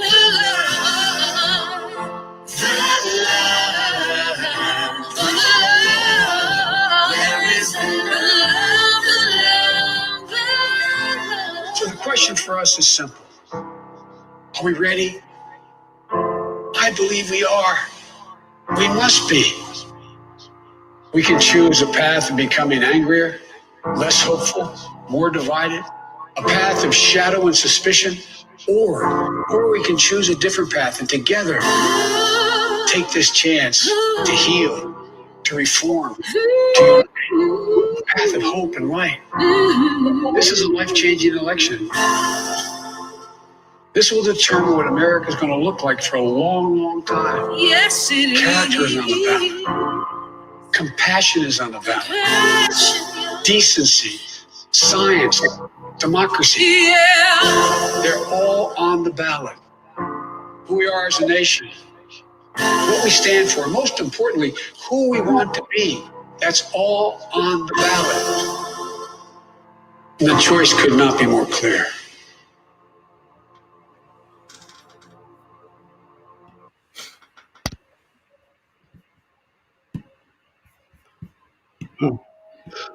The choice cannot be more clear. Na? Are we ready? No, and this year election is not only about being a Democrat, Republican, Independent, whatever. It's about decency. And I ran away, call it from dictatorship. I have seen it in Africa. I have seen it so many places. Again, I'm seeing Trump being a dictator in so many ways. And now this is about decency, that America that we love. America is the greatest country on earth. Now we're seeing it being destroyed under our eyes. And now my prayers is not, he's not going to get another 4 years to destroy it even more. And now I'm going to ask in short, all of you, I don't know if you watched the video before, of the first time, maybe for Bamnet it would be the first time. Just what kind of reaction do you get out of this video? ሽመልስ ካንተ ልጀምርና ባጭሩ ይህን ቪዲዮ ስታይ ምንድን ነው የሚሰማ? Okay. First, let me just go back and make just one sentence for the discussion we had before. I hope it will continue because it's really very important, for especially for Ethiopians to understand ourselves as a Black people, and also it's very important to understand our heritage as an Ethiopian heritage. But these two are not contradictory. It has to go together. And also, I do hope that our children and grandchildren understand these two at the same time, because doesn't mean when we say Black outside, no, we really don't want that confusion. We are Black, but also we're Ethiopia. We have Ethiopian heritage. That doesn't mean we're not Black. So sometimes we see, I just want to make sure that especially the young one to understand this relationship, because it's very important. When we say we Ethiopians have never been colonized, this is a big deal. You know, I want that thing to stay in my children and the grandchildren and all that thing, is because it speaks volume about our character, our dignity, and the fact that we fought and win the white fascism domination, and it means a lot. It means a lot for the Black race in general as well. So let's not mix it up those things. So I hope that the discussion will continue on another forum. We will. Yeah, this film that they just show us is, I think it was Bamlet mentioned about the 1964 Civil Rights Act and how that was achieved because of a lot of Black people struggle and die and paying their lives for us to be here. And also this movies demonstrate that is, we have to come together. We have to join forces to defeat the rise of white nationalism in this country, and especially the young ones. It sounds like simple now, but down the road, 10 years, 20 years, 30 years, probably you'll tell your children, I've seen the rise of white nationalism and I joined progressive forces to defeat it. It's important thing. Just like the Ethiopians are proud of the victory of Adwa. This is same, it's not quite the same, but rising up and fighting white nationalism is a very important thing. And this movie is telling us to come together and join forces and to bring a better tomorrow. Thank you. Hannah, I'm going to ask you the same question. I don't know if you watched it before. What was your reaction to the video? Yes, I have seen this video. And just as the first time, it gave me chills, just as it did the first time I watched it. I think for me was, I'm familiar with the song, but watching the video, that last part when they listed everything that was on the ballot, compassion, decency, justice, that's what hit for me. And that is exactly what is on the ballot, just as everyone's been saying, during this discussion. And so I think we need to think about the overall picture, not Republican, not Democrat, not this man that's in office right now. And if we look deep inside and we say, okay, I'm a Christian, whatever religion I am actually, but the biggest thing between Democrat and Republican is this whole Christianity thing. First of all, there's nothing Christian in anything this man has ever done or has done in the last 4 years. There's nothing Christian-like about him, to me. And if you don't see that, then I don't know. So as a Christian, we listen to those who are hurting. We help those who are in need of help, right? He's not doing that. We have to also remember, so as an immigrant, let's not forget, it wasn't that long ago. I mean, it feels, I've been here since I was 6 years old. But I remember the experience that my family had. I was the eldest. I'm the oldest, so I, was there through the translating, the whatever, everything that my parents went through. I saw it. So as an immigrant, we have to understand that what he's doing to Africa, to whoever else, picking and choosing who he wants to come here and who he doesn't want to come here, or whatever else it is, it's not the way to do things. So, and I'm getting all caught up because I just hate, I know. But like I said, it's more than just Republican and Democrat. It is about all those things that were stated at the end of that video. It is, as an immigrant, we have to understand all the experience that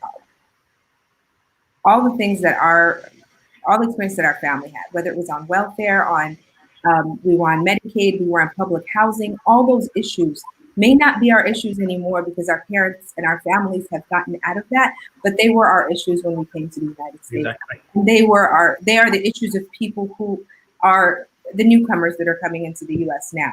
So let's not forget where we came from as well when it comes to those things.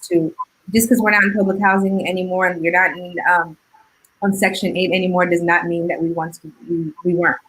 And this whole systemic racism that people think does not exist, or Habesha people want to say, well, we got out of it. Let's not forget how we got out of it. That system is not set up to help you get on your feet, whether it's welfare or whatever it is, to help you get on your feet. You have to go around it. So again, like everyone said, all these things are our issues. If they're not our issues now, they were once our issues, and so therefore they should be our issues because there are other people that are. Bemnet, same question. What was your reaction? I don't know if you watched it before, but I watch videos, just not this man talking. I like to read his words so I can stop reading if I need to. It's a powerful video, right? Like I feel all of the emotions, right? I think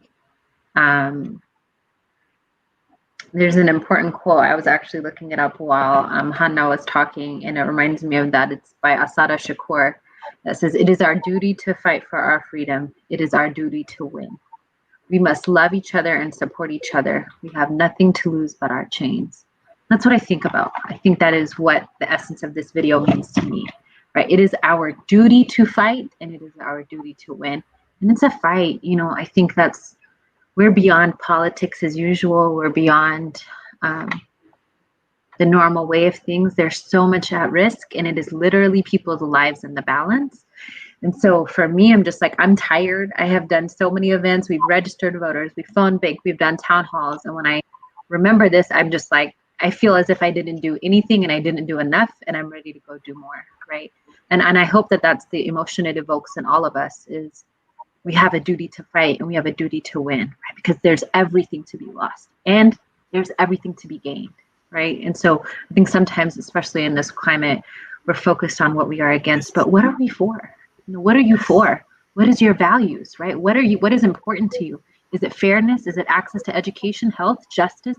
Is it not being afraid that white nationalists are going to, what is it, right? And how do we mobilize around that with a very seriousness? And why?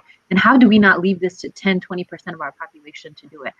How do we each take responsibility for making sure we have a safe world to live in, right? And so I think it just makes me think of the call to action, right?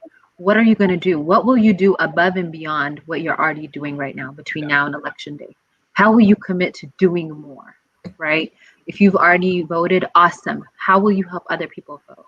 If you've already phone banked, awesome. How will you, we have 5 days. We have swing states, right? We have Habeshas that live in these swing states that can be the determination of this presidential election. What will we do to make sure that they show up, right? And so I just think it makes me think of this responsibility, this sacredness for life. Right? We're at a very important, pivotal moment, right? And what we do now, it's not just going to affect the next 4 years. It will affect generations to come. And so what's my responsibility in living in that world? And so definitely very somber, very real, very honest, raw moment. Thank you. Now I'm going to ask you the same thing. What is your reaction? I think sometimes it does help to summarize it for a lot of people who are not involved, to watch a 4-minute video and then maybe to try to get some emotion out of it. Because for me, it's about decency that we have been losing almost, at least for the last 4 years. So what was your reaction for the video? My reaction is we have lost humanity itself, almost. I know like people might say, "Oh, you're just exaggerating," but this is how things progressed. If you are a fan of the Roman history, like I am, like this is how people viewed themselves back then, and this was literally the fall of them. And you know, Nero, like one of the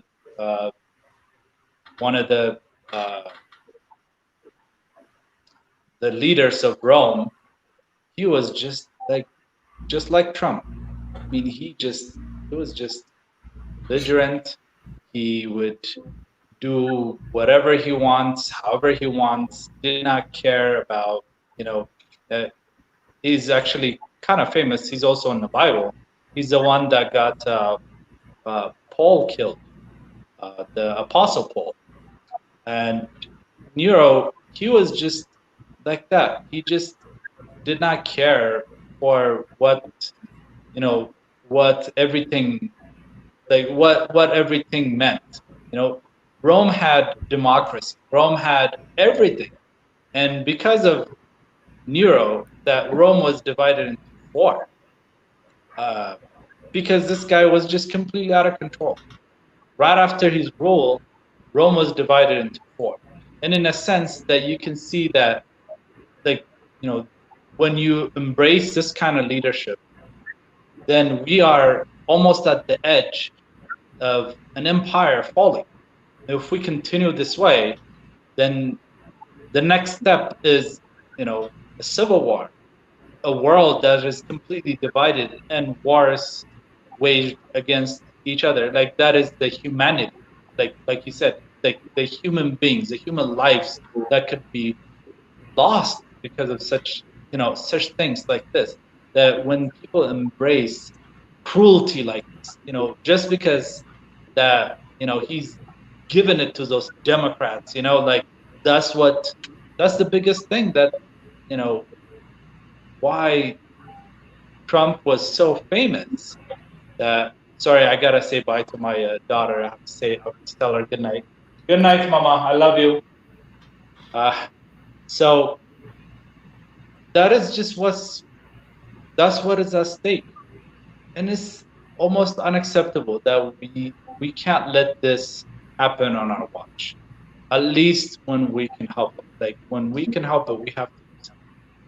And that is what I see, that humanity is on the line and decency is on the line. That being decent to your neighbor, to your fellow human being. You know, just because someone has a different thinking process, that you don't really need to go after them all the way to the end. Literally, that's kind of what we've seen in the last 4 years. That Trump going after his enemies through everything that he could get his hands on, was all the power of the United States government. I mean, this is not the United States. This is not his kingdom. You know, this should not be accepted in a democracy, period. And we need to change it. And I'm motivated to, you know, because of this video, I'm motivated, like I'm inspired by this video, that I watched something that is very inspiring, that, you know. There you go. So that's it. The next question that I'm going to give you, I want you to look straight in the camera and talk about, let's say, if this is your talking point to motivate whoever is in your area that didn't vote before, or is not listening, or saying that I don't care, this is not something that matters. So ሽመልስ ወደ አንተ ልምጣና ሁለት topic ብትመርጥ, there are a lot of on the ballot, there is a lot of stake right now. If you're talking to me, I mean, I don't think there's an undecided voter right now. If like someone tell me I'm undecided, I think they just don't want to tell me who they're voting for. So I'm going to leave that out. Again, if you have sending a message for the Habesha community, ሽመልስ ይሄን ወስደህ ሁለት ነገር ብትመርጥ ካሉት ነገር ውስጥ በግድ ቮት ማድረግ እንዳለባቸው እና ኢንቮልቭ መሆን እንዳለባቸው ለመናገር ብትፈልግ I'm going to give all of you the same question. ሽመልስ ለአንተ ምንድን ነው? Okay, I think if it is to Abishal community, I have to be honest, the Nile is one big issue, but I want to start from Black Lives Matter, because I think we have seen a lot, and even the older ones, we saw a lot. When we see a black man, killed in front of our eyes again and again, that person who died can be my son, it can be my brother, it can be my father. So this is a big issue. So when we say Black Lives Matter, it means in this country the issue of equality needs to be addressed, and for that progressive elements need to come together and win and push for stress reform. So this is a big deal. Otherwise, every parent, I don't know if this day will go sleep without thinking that my son is still alive. So this is the country we're living right now. So if we want to change, that's one issue everybody has to think about. And of course, Ethiopians in general motivated when they see something happen to their native country. So now Trump gave us this issue. So let's use it and push forward that to protect the independence of Ethiopia and to use its share of the Nile River. And the American government should back off, and for that we should vote and vote him out. Okay, thank you. Hani, the same question. If you have to pick two topics out of this, you're talking to someone and trying to motivate them to get involved and vote, what would be your message? You're muted.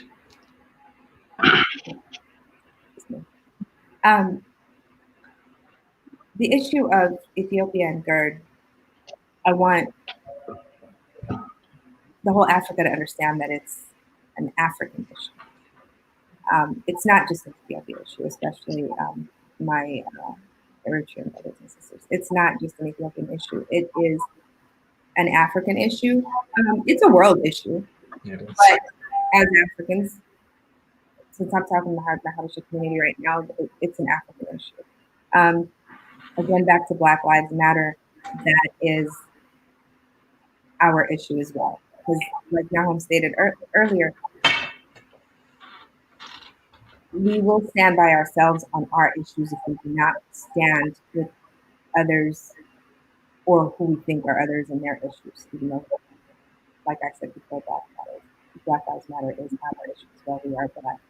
And the other thing I will leave, least racist person. This man continuously says, I am the least racist person in the room. Least racist person in the room does not mean you're not racist. For you to admit that you are racist. Not that you still aren't the least racist in any room, but still. So I want people to listen to that and to understand that. Lastly, in regards to every vote mattering, every vote does matter. I'm, like I said before, I'm from California, where we were always blue, so voting, whether we voted or not, we did feel like, California was going to be blue, and I want people to get out of that mentality. Yep. Because we are in Texas, and we're like at that home stretch. We're almost there, and so every vote does count at this point. And every vote does count. We know every vote counts because this man did not win the popular vote in his election. He didn't win by a huge margin. Every vote mattered then, and so that should teach us something, and that should tell us something about this election. And lastly, to anyone, because I've seen this as a tactic with certain Habesha or any Republicans, well, it doesn't matter if you vote anyway, your vote doesn't matter, this, that. That is a tactic that they are using in order to get you to sit at home and not vote while they go to the voting polls and vote themselves. So don't let anyone tell you your vote does not matter or voting doesn't matter. Because I promise you that person telling you that is going to the polls or has already gone to the polls actually. So I want to leave that to my people. Thank you. I want to add to what Hannah said.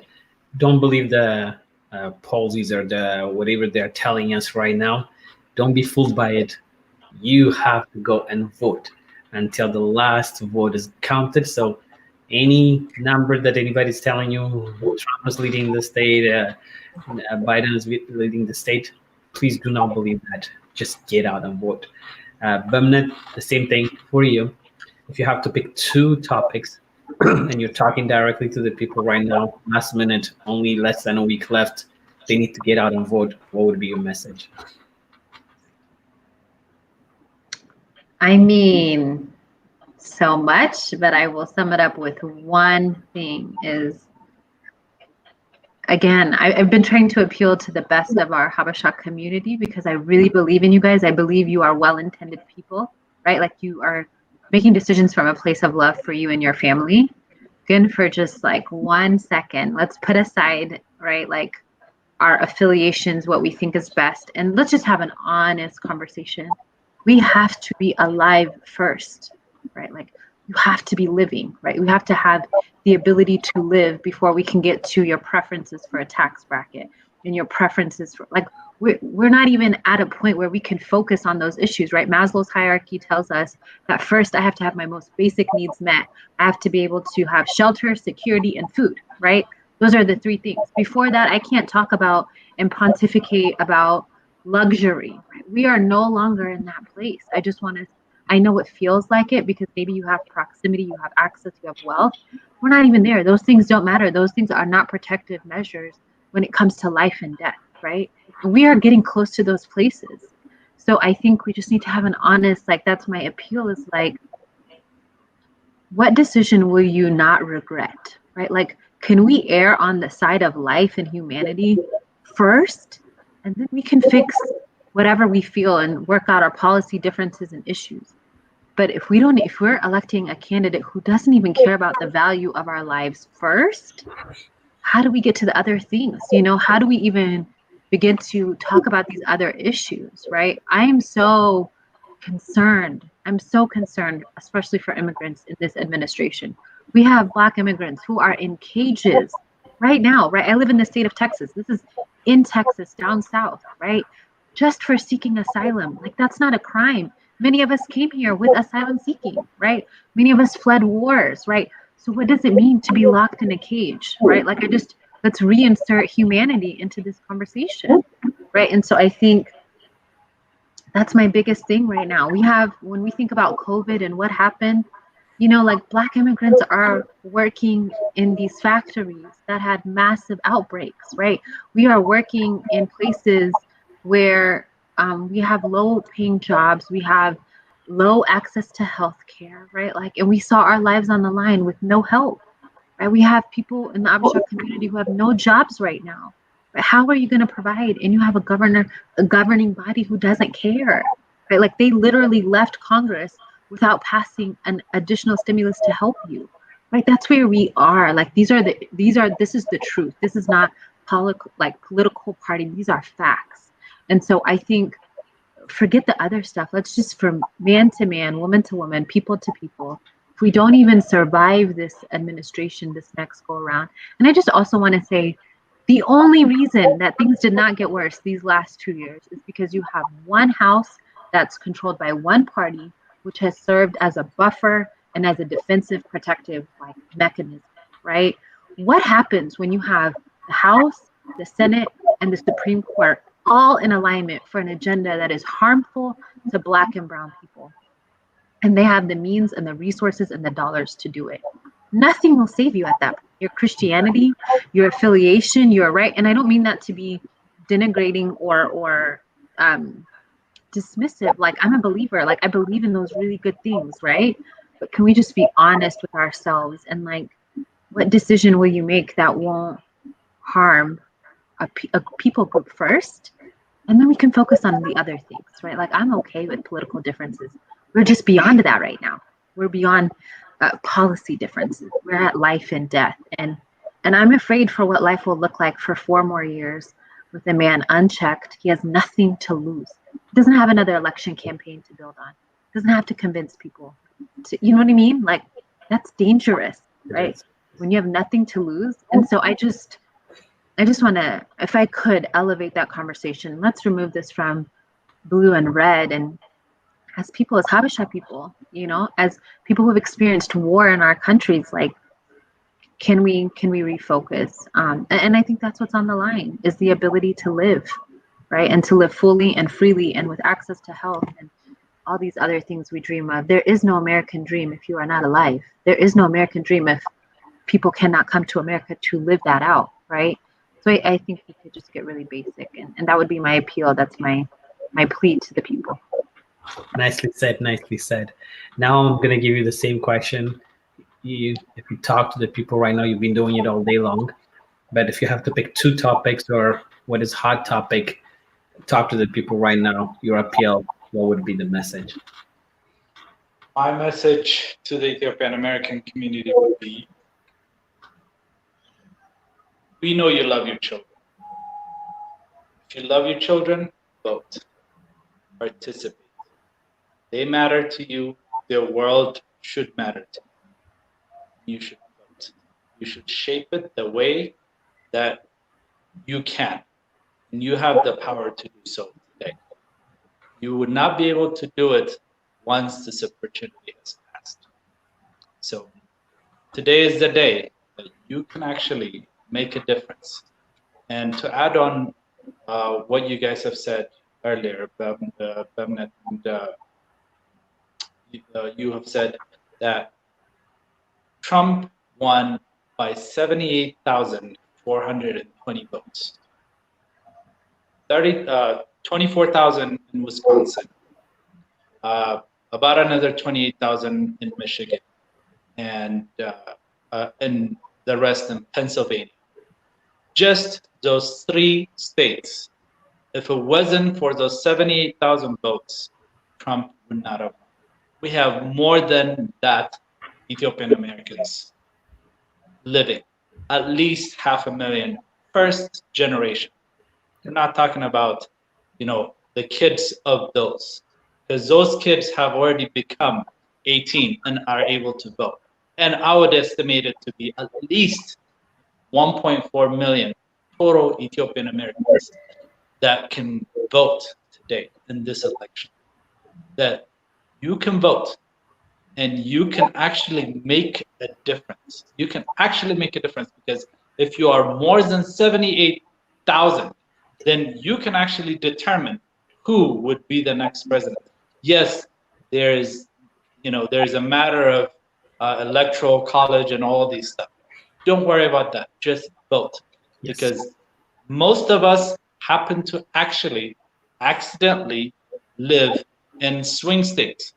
Colorado, purple state, right? Texas, about to turn blue for the first time. We can make this happen. Our votes can actually make it happen. And it is, you know, I've been to Dallas many, many times. You know, I love you all. Like, Texas is amazing. I've seen so many of Ethiopian Americans getting organized, getting excited. Those many people voting in a certain way can actually make a difference, like huge difference. There's a huge population in Florida, huge population in Atlanta, you know, Georgia.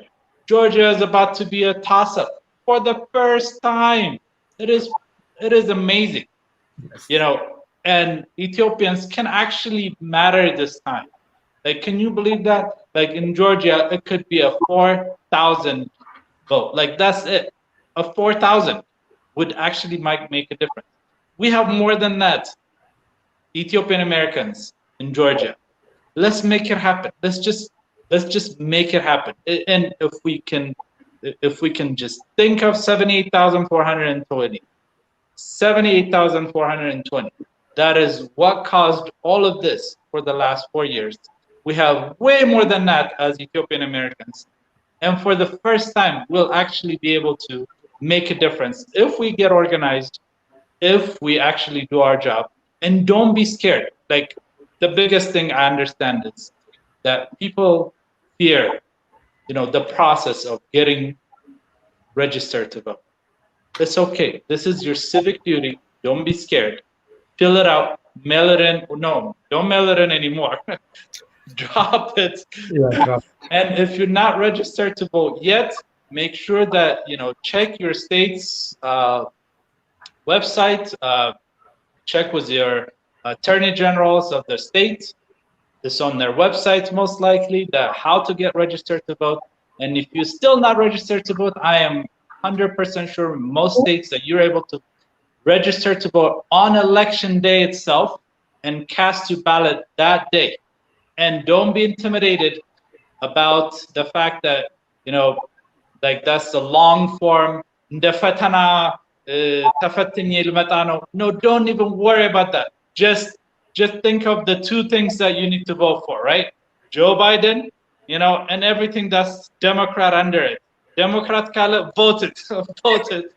That's it. You don't even need to know much if you don't want to. So don't even think it's a hard work. Don't even look at it as fatana, an exam, a long exam, an intimidating exam. Don't even think about any of those things. Just go, register to vote, and actually vote.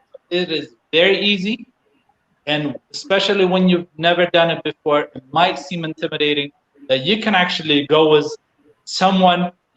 Most states, you can actually bring your kids, that they can actually be in the booth with you to vote, that they can actually help you to read if you need to.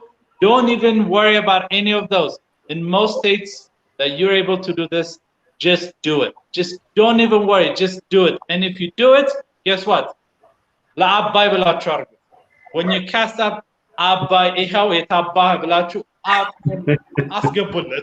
Thank you so much. Thank you. Yeah. I think when you said, sorry not to interrupt, but the taking someone with you, that's really, really, really important. If you feel like you need help, take someone. You are allowed to do that. I think that a lot of people don't know that. But yep, my daughter, I didn't need help, but my daughter did the voting for me. She'll tell you who she voted for. Yeah, definitely take someone. I've taken 5 people already. Newcomers, it's intimidating for them. So newcomers in our community. So, and anybody in Dallas that needs help, I'm here. Yes, sign me up too. Can I just add one more thing? Sure. One thing I really mean it. I feel the gravity and the weight and the heaviness. It is serious. Good. I also want to now I'm talking just excited me all over again, because I just want to talk about the power of Habesha people, okay? And this is my theory. When we started Habesha Votes, the whole premise is Habesha people know how to organize naturally. Eritreans, Ethiopians, Africans in general, we're communal people. You don't have to tell us. If there's a wedding, I don't need a sign-up sheet. They've already called each other. Is she we know who's cooking at whose house. We know what time they're going to be there. We know who has the limo. We don't need it. I don't need to send an email. I don't need a sign-up genius. We have it. And equally, even in hard times, when there's a Hazan or a Luxo, right? I don't need a sign-up sheet. I don't need an announcement. I don't need to send a card. Our community shows up for each other. If there's somebody passes away at 10 a.m., by 4 p.m., I know whose house the Luxo's at. I know who's bringing the injera, who's bringing the food, right? We unite so fast for each other when we care, right? It is in our DNA. We are organizers by nature. We mobilize naturally. This is who we are. We just need to see those assets and those strengths intersect in the civic space, right? I think that's the opportunity here. So in the same way that we informally notify hundreds of people within minutes when there is a celebration or a loss, can we do that for voting, right? We did phone banking a few weeks ago, and one of the girls said that her uncle is going to use his entire mahabar, and they're all going to go vote early. And I was excited, and we coined the term mahabar power, right? Habesha people have mahabar power. Use your mahabar power. You already have these circles where you are in deep community and can share information instantly. What if you just tapped into those? You don't need to go find random people. Who's in your circle? Who's in your, right? And how do you mobilize that? Churches, you have family groups, right? You have mosques, right? all of the different spaces where we are constantly high traffic areas, we can just use those, right, to have zero regrets. And so I think it's a beautiful part of our culture. It's a beautiful part of our heritage. And we do it. And if we can just see ourselves as like strong and mighty organizers, then we can do the same and show up. Women's groups, right? Youth groups, like soccer groups, like the Ethiopian and Eritrean Soccer Federation. Organize us for the next 5 days. Like, I want to see that challenge, right? You have the contact and network of businesses. Put some money towards this, right? Help us out. Because I don't need an email that says the Ethiopian soccer tournament is coming. It's in Atlanta. I already know. I've gotten 5 text messages. Ooh, did they pay somebody? One word to another word, right? We laugh, but these are things we don't have to be taught. We do it, right? I don't have to go look up Yelp on where's the best Eritrean restaurant or Ethiopian restaurant. I already know. 10 people already told me. You know, the tips is better here, the kutfo is better there, right? Like, and again, just making multiple points. We are natural organizers. We know how to get the word out. This is an important time. No regrets, right? No regrets. Let's not fail each other by keeping good information with ourselves or failing to check on our neighbor or our Mahaber member or our friends, our Gorobates that comes and drinks bunna with us. Check on her. Make sure she has a ride. So just want to make that point too. I like that passion. And then I like what you just said about the no regret. People have been saying that my vote doesn't count. Do your part and let everything else take care of itself. At least do your vote, and then you can say something about it. So you need to vote. We're talking about coronavirus, childcare, gun rights and gun control, trade and tariffs, immigration, about college debts, healthcare, climate change, the economy. Decency of Americans, decency is on the ballot. So you need to get up and vote. And then if you already voted, thank you. And if you don't live in the battleground of the states that we talked about, if you know someone who lives in Nevada, please call that person. If you know someone in Minnesota, call that person. Wisconsin, Michigan, Pennsylvania, Ohio, Texas, we have 2 of them right here. Florida. If you know anybody who lives in those states, call and let them know they need to get out and vote. There is so many things you can do. Just like Bamnat said, we are natural organizers. We don't need to be told when the soccer is coming, what the tips is, or whatever it is. We know how to do it. Call that family member that never voted. If they live in any battleground states, it's your duty for the next 5 days, 4 days to call and say, get out and vote. So that's my appeal to all of you. And the game is running to 270. There are like 538 electoral votes that we have to choose from. And whoever gets to 270 win the presidency. So my prediction is, I think Biden is going to get 320, 323. And we're going to take back America and have decency back in America. So I'm going to ask all of you 2 questions that you can answer in short, and then we'll be at the end of our show. I really, really appreciate that you took the time to come and discuss. It was really, really interesting. I really appreciate you. And there are a lot of topics that we talked about. I'm going to bring back all of you back to discuss really that human decency and how we connect to the American culture and what does it mean being an Ethiopian American and Eritrean American. So the question to you, I want you to predict the number. What do you think it would be on November 3rd?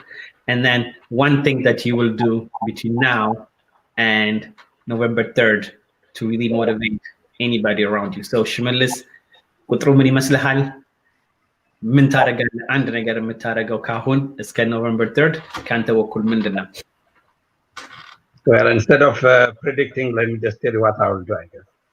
I think the main thing is really to keep calling and texting and emailing all your friends, wherever they are, critical states especially. And also, I think the other thing one really need to know is this should be really a mandate. So it doesn't matter you live in New York, DC, or California, vote, because we really need the popular vote itself even to be 3 times of what Clinton won. So that will send the message, not only from Trump, but for the whole white nationalist movement in this country to defeat them, just to tell them, go back home. So please vote wherever you are and encourage all others. I have to say I'm very happy and proud to see you guys and be here with you guys, because it gives me comfort that the future is bright because young people like you guys are involved. So I'm very confident future will be better. So thank you for giving me this opportunity, and Yoftahe, keep doing what you are doing. Hopefully we'll get together and share our experiences and learn what you have done. We will can learn from it in the future, for the future. So thank you again, and let's go back to work. Thank you. We definitely will meet. Hannah, same question to you. I want you to predict, and then what would you do between now and November 3rd? Prediction. I didn't have a number in mind, but I like your 320 a lot. So me, myself, and I am going to go out, as I have been doing for the last couple months or so, really push for our community to go out and vote. We've been registering people here in Texas. We did like a 3-weekend voter registration drive. And now after that, we have pushed through mass texting and things like that for them to go out and vote. And personally, as I said before, I've taken actually more than 5. I've taken 5 people, a little bit over 5 people. I can't remember off the top of my head right now, but to go out and actually vote, where I've gone in and helped them at the booth, whether it's with translation or whatnot. So, and I'm here for that. So if anybody here in Dallas needs someone to go with them and to vote, like I said before, Bimnet's here for that too. We will go with you and we can help you with any questions that you have with the voting process. But I will call, as you said, I will call my cousins in Ohio. I will call my cousins in Minnesota. I will call whoever I know. All the people I have in Georgia, I will do everything in my power to get them to go out and vote for tomorrow. And everyone, you don't want to be in line on the 3rd. So if you don't want that, do it tomorrow. Tomorrow's the 30th. Tomorrow's Friday. It's the last day of early voting. Do it. Go out and vote. And the lines have been, to be honest with you, don't let people tell you it's long, it's this, it's that.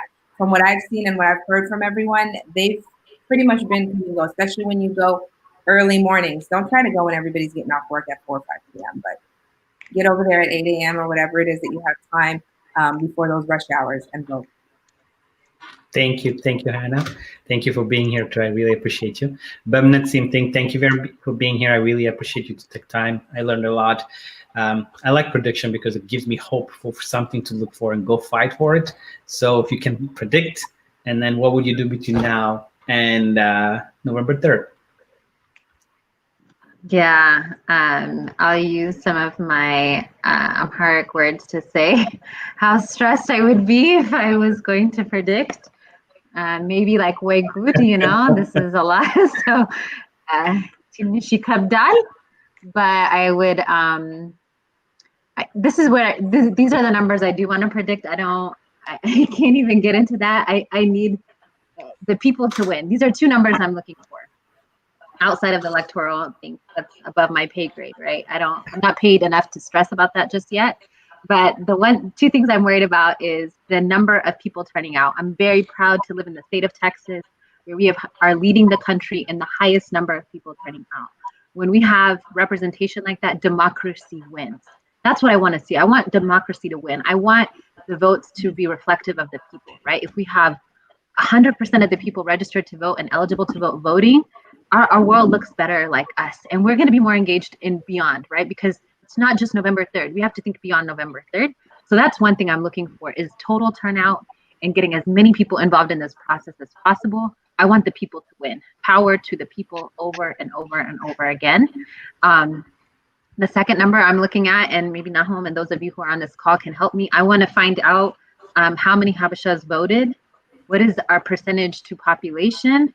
I think we need a baseline, and we need to be able to build on that. We need to build Black political power. We need to build Habesha political power. I envy you, Nahum. I want to see that kind of work that you guys are doing in Denver, where people know you're important. I want to see that in every state across this country.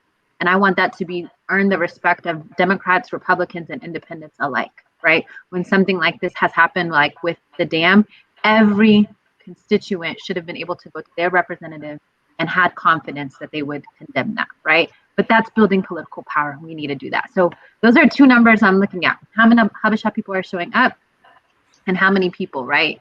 Power to the people. And if the people show up and if the people vote, then I think we're going to see a win that is reflective of more people, right? That will be in alignment with the majority of people. And my belief is that there are more good people than bad. There are more people who are willing to love their neighbor and work through things than people who want to divide. I believe that hope is at the center. We must anchor ourselves in hope and in power. Those are the only ways we continue to move forward. And I do believe that tomorrow will be better than today, right? And we have to make that so. It is our duty to fight and it is our duty to win. What am I doing between now and election day? I am block walking every day. So I just got back from block walking. That's why I was a little late.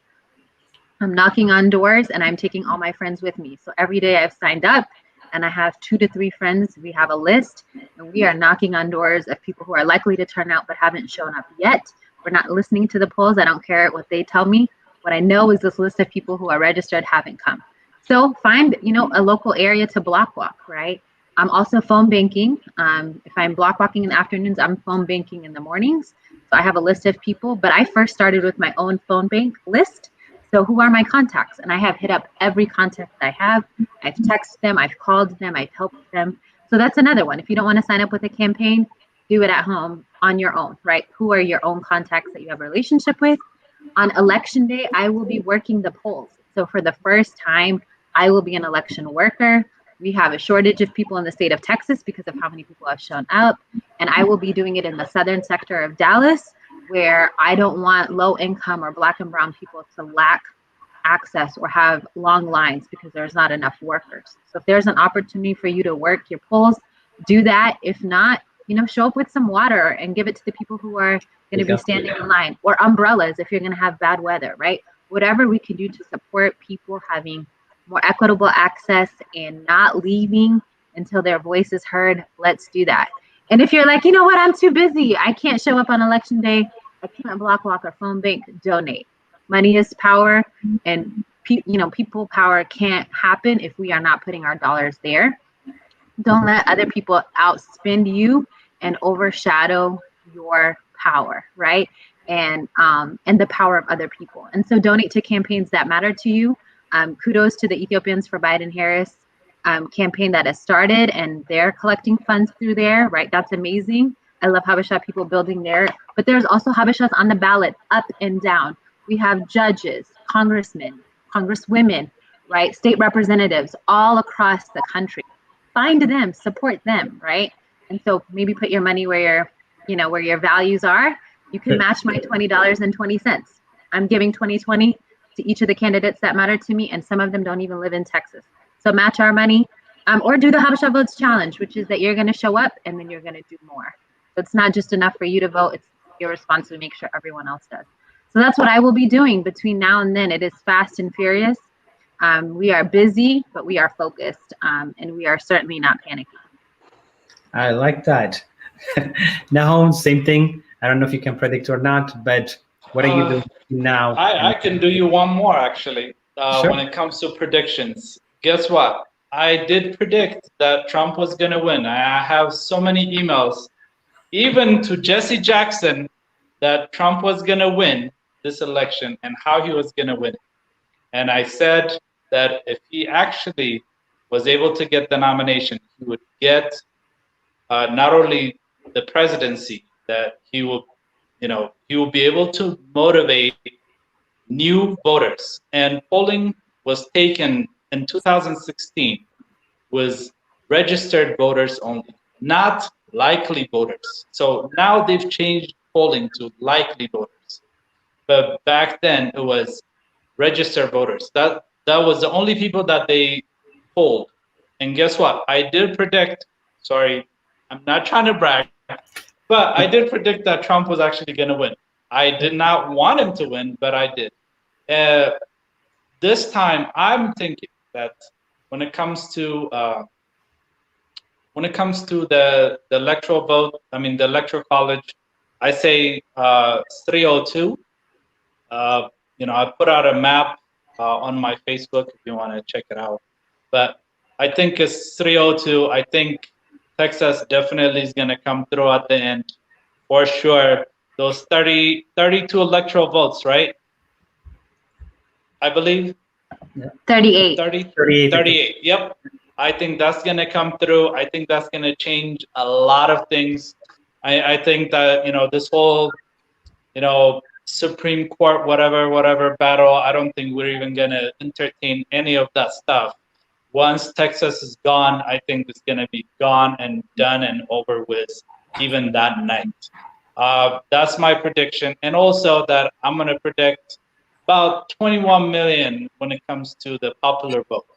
That there's lots and lots of people that was new, that want to get registered to vote for the first time, that are young like us, young Latinos, young, you know, people just voting for the first time. And I think the fact that no one is voting for the Green Party this time alone should give the popular vote at least another 7 million nationwide.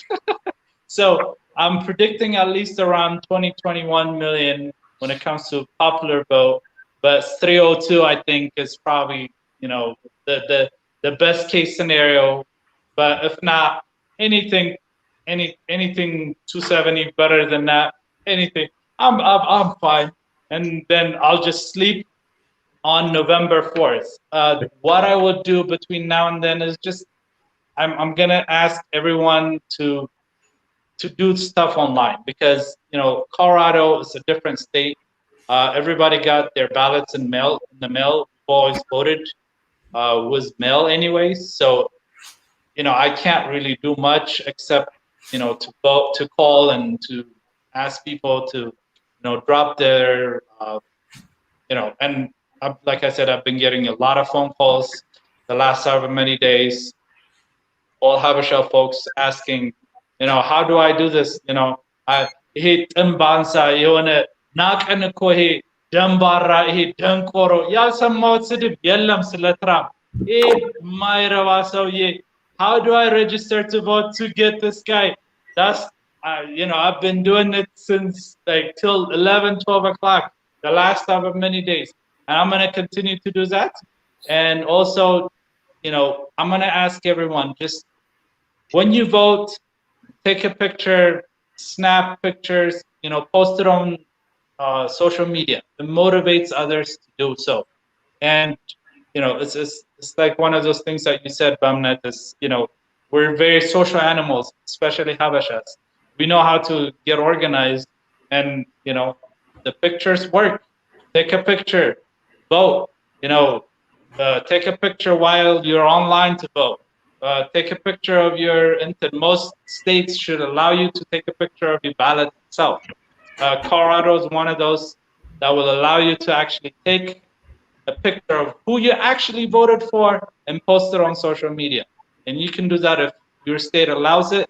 If not, you can still take a picture of it from the outside without telling, you know, who you voted for.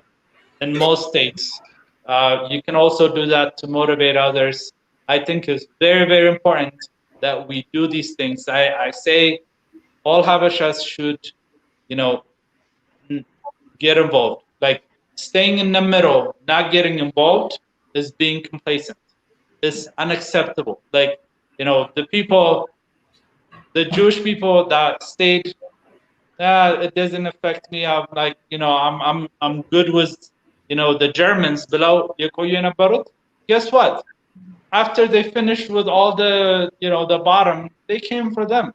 Yeah. They're gonna come for everyone. It matters, but don't stay in the middle.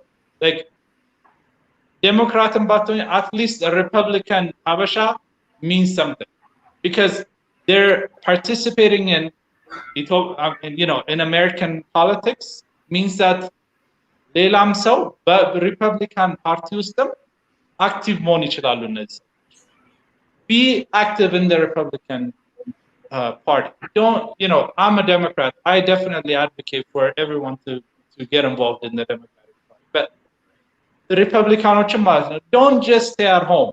Like, don't just, have this intent.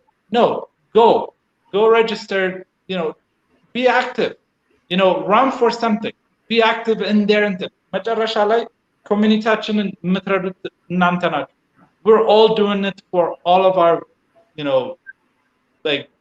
for all of our kids, for the well-being of all of our communities. So even if you're a Republican, like I said, please go get involved in the politics. Just do something. Don't just sit at home. Just do something. That's it. Sorry for the long-winded motivation for the Ethiopian Americans. Oh, go ahead. I was just going to add, make sure you tag Habesha's Vote. This is our challenge. So those photos, those videos, this is the Habesha's Vote challenge. We launched it a few years ago, and literally hundreds of Habeshas across the country have been tagging us, have been posting. We have a Habesha's Vote toolkit. It tells you everything you need to know, how to register to vote, what you need to do. Just visit that. You can find us on Facebook or Instagram. And we also have a Do More challenge where you can pledge to do more than just vote, but you all do those things I talked about: phone bank, block walk, donate, right? So this is a challenge. It's already been issued to our community. Let's take that up and let us know you're participating so we can amplify your voice. We will reshare your post. We will make sure you have a broader audience. So definitely tag Habesha's Vote in all of your processes. My favorite thing so far, just to say, is a grandmother who looks well into her 90s, maybe even past that, went and voted this week. If our mama and Amayis can do it, any of us can. Don't sit it out and don't let them outvote you, for sure. Good. Hannah, you wanted to add something? Well, just that when we were talking about playing to our people real quickly, I thought it was something that Nahum might actually touch on, but there's also a group of the newcomers is what I work a lot with newcomers and new citizens or naturalized citizens in our community. And they tend to sit it out. And so that's how our registration drive actually started for me personally, is by trying to get them registered to vote. And my thing is, as Eritreans and Ethiopians, we are very, very actively voiceful in our politics back home, right? Without bringing that into the subject, but our politics back home. We feel like so strongly about democracy back home, this back home, this, we don't have this, we don't have that, this needs to happen back home, this needs to happen back. That democracy that we're always, or even certain movements or whatever that are here, Eritrean movements, Ethiopian movements that are for people or whatever it is that they're, whatever their alignments are. You cannot take for granted here in a country where you have the opportunity and the right to vote and the right to decide who governs you. You can't take that for granted while claiming to be fighting for that, for a nation that, yes, it's your home nation, but it's a nation that you left. And I'm not saying don't fight for it. I'm not saying don't speak on it. But if you're taking it for granted while you have it here, what makes you think you're going to, what are you fighting for? Because you're probably going to take it for granted when you get it there. So you can't take these things for granted. It's things that you long for, and when you have it, take advantage of it. Exercise your right to vote. Exercise your privilege to vote. Thank you. I appreciate that. Hani representing the Eritrean community, Bemnet representing the Ethiopian community. You ladies, it's really good to hear you thoughts. So this is Yoftahe, Mulatu, Gebru, the Boston Yoftahe Show. I know we went a little bit over, but there's very important. You just have to vote, vote, vote, and vote. And I really appreciate everyone being here. Just quickly, what I want to share something is that this coming Saturday, I have another show. I'm going to be bringing the heroes that united us. That's another thing that I wanted to bring up. So you would Taddese Abebe, Fatuma Roba, Belainedin Samo, and Asafa Mazgabun ይዤላችሁ ቀርባለሁ. So I want to see you all on Saturday. But for today, there is only one message, is to get out and vote, and no sleeping until November 3rd. And then we'll get back the decency that America needs. And thank you again for all of you. Tag you, I'll share this video, share it with as many people as you can. Let us know where you're watching from. And I'm gonna have this panel back again because we touched so many areas that we cannot cover today. We even went over 2 hours today. So I'm really motivated for this, and I really appreciate you all. So bless you all. I say Yoftahe signing off from Boston, Massachusetts. Bless you, everybody. And Having us. okay, bye.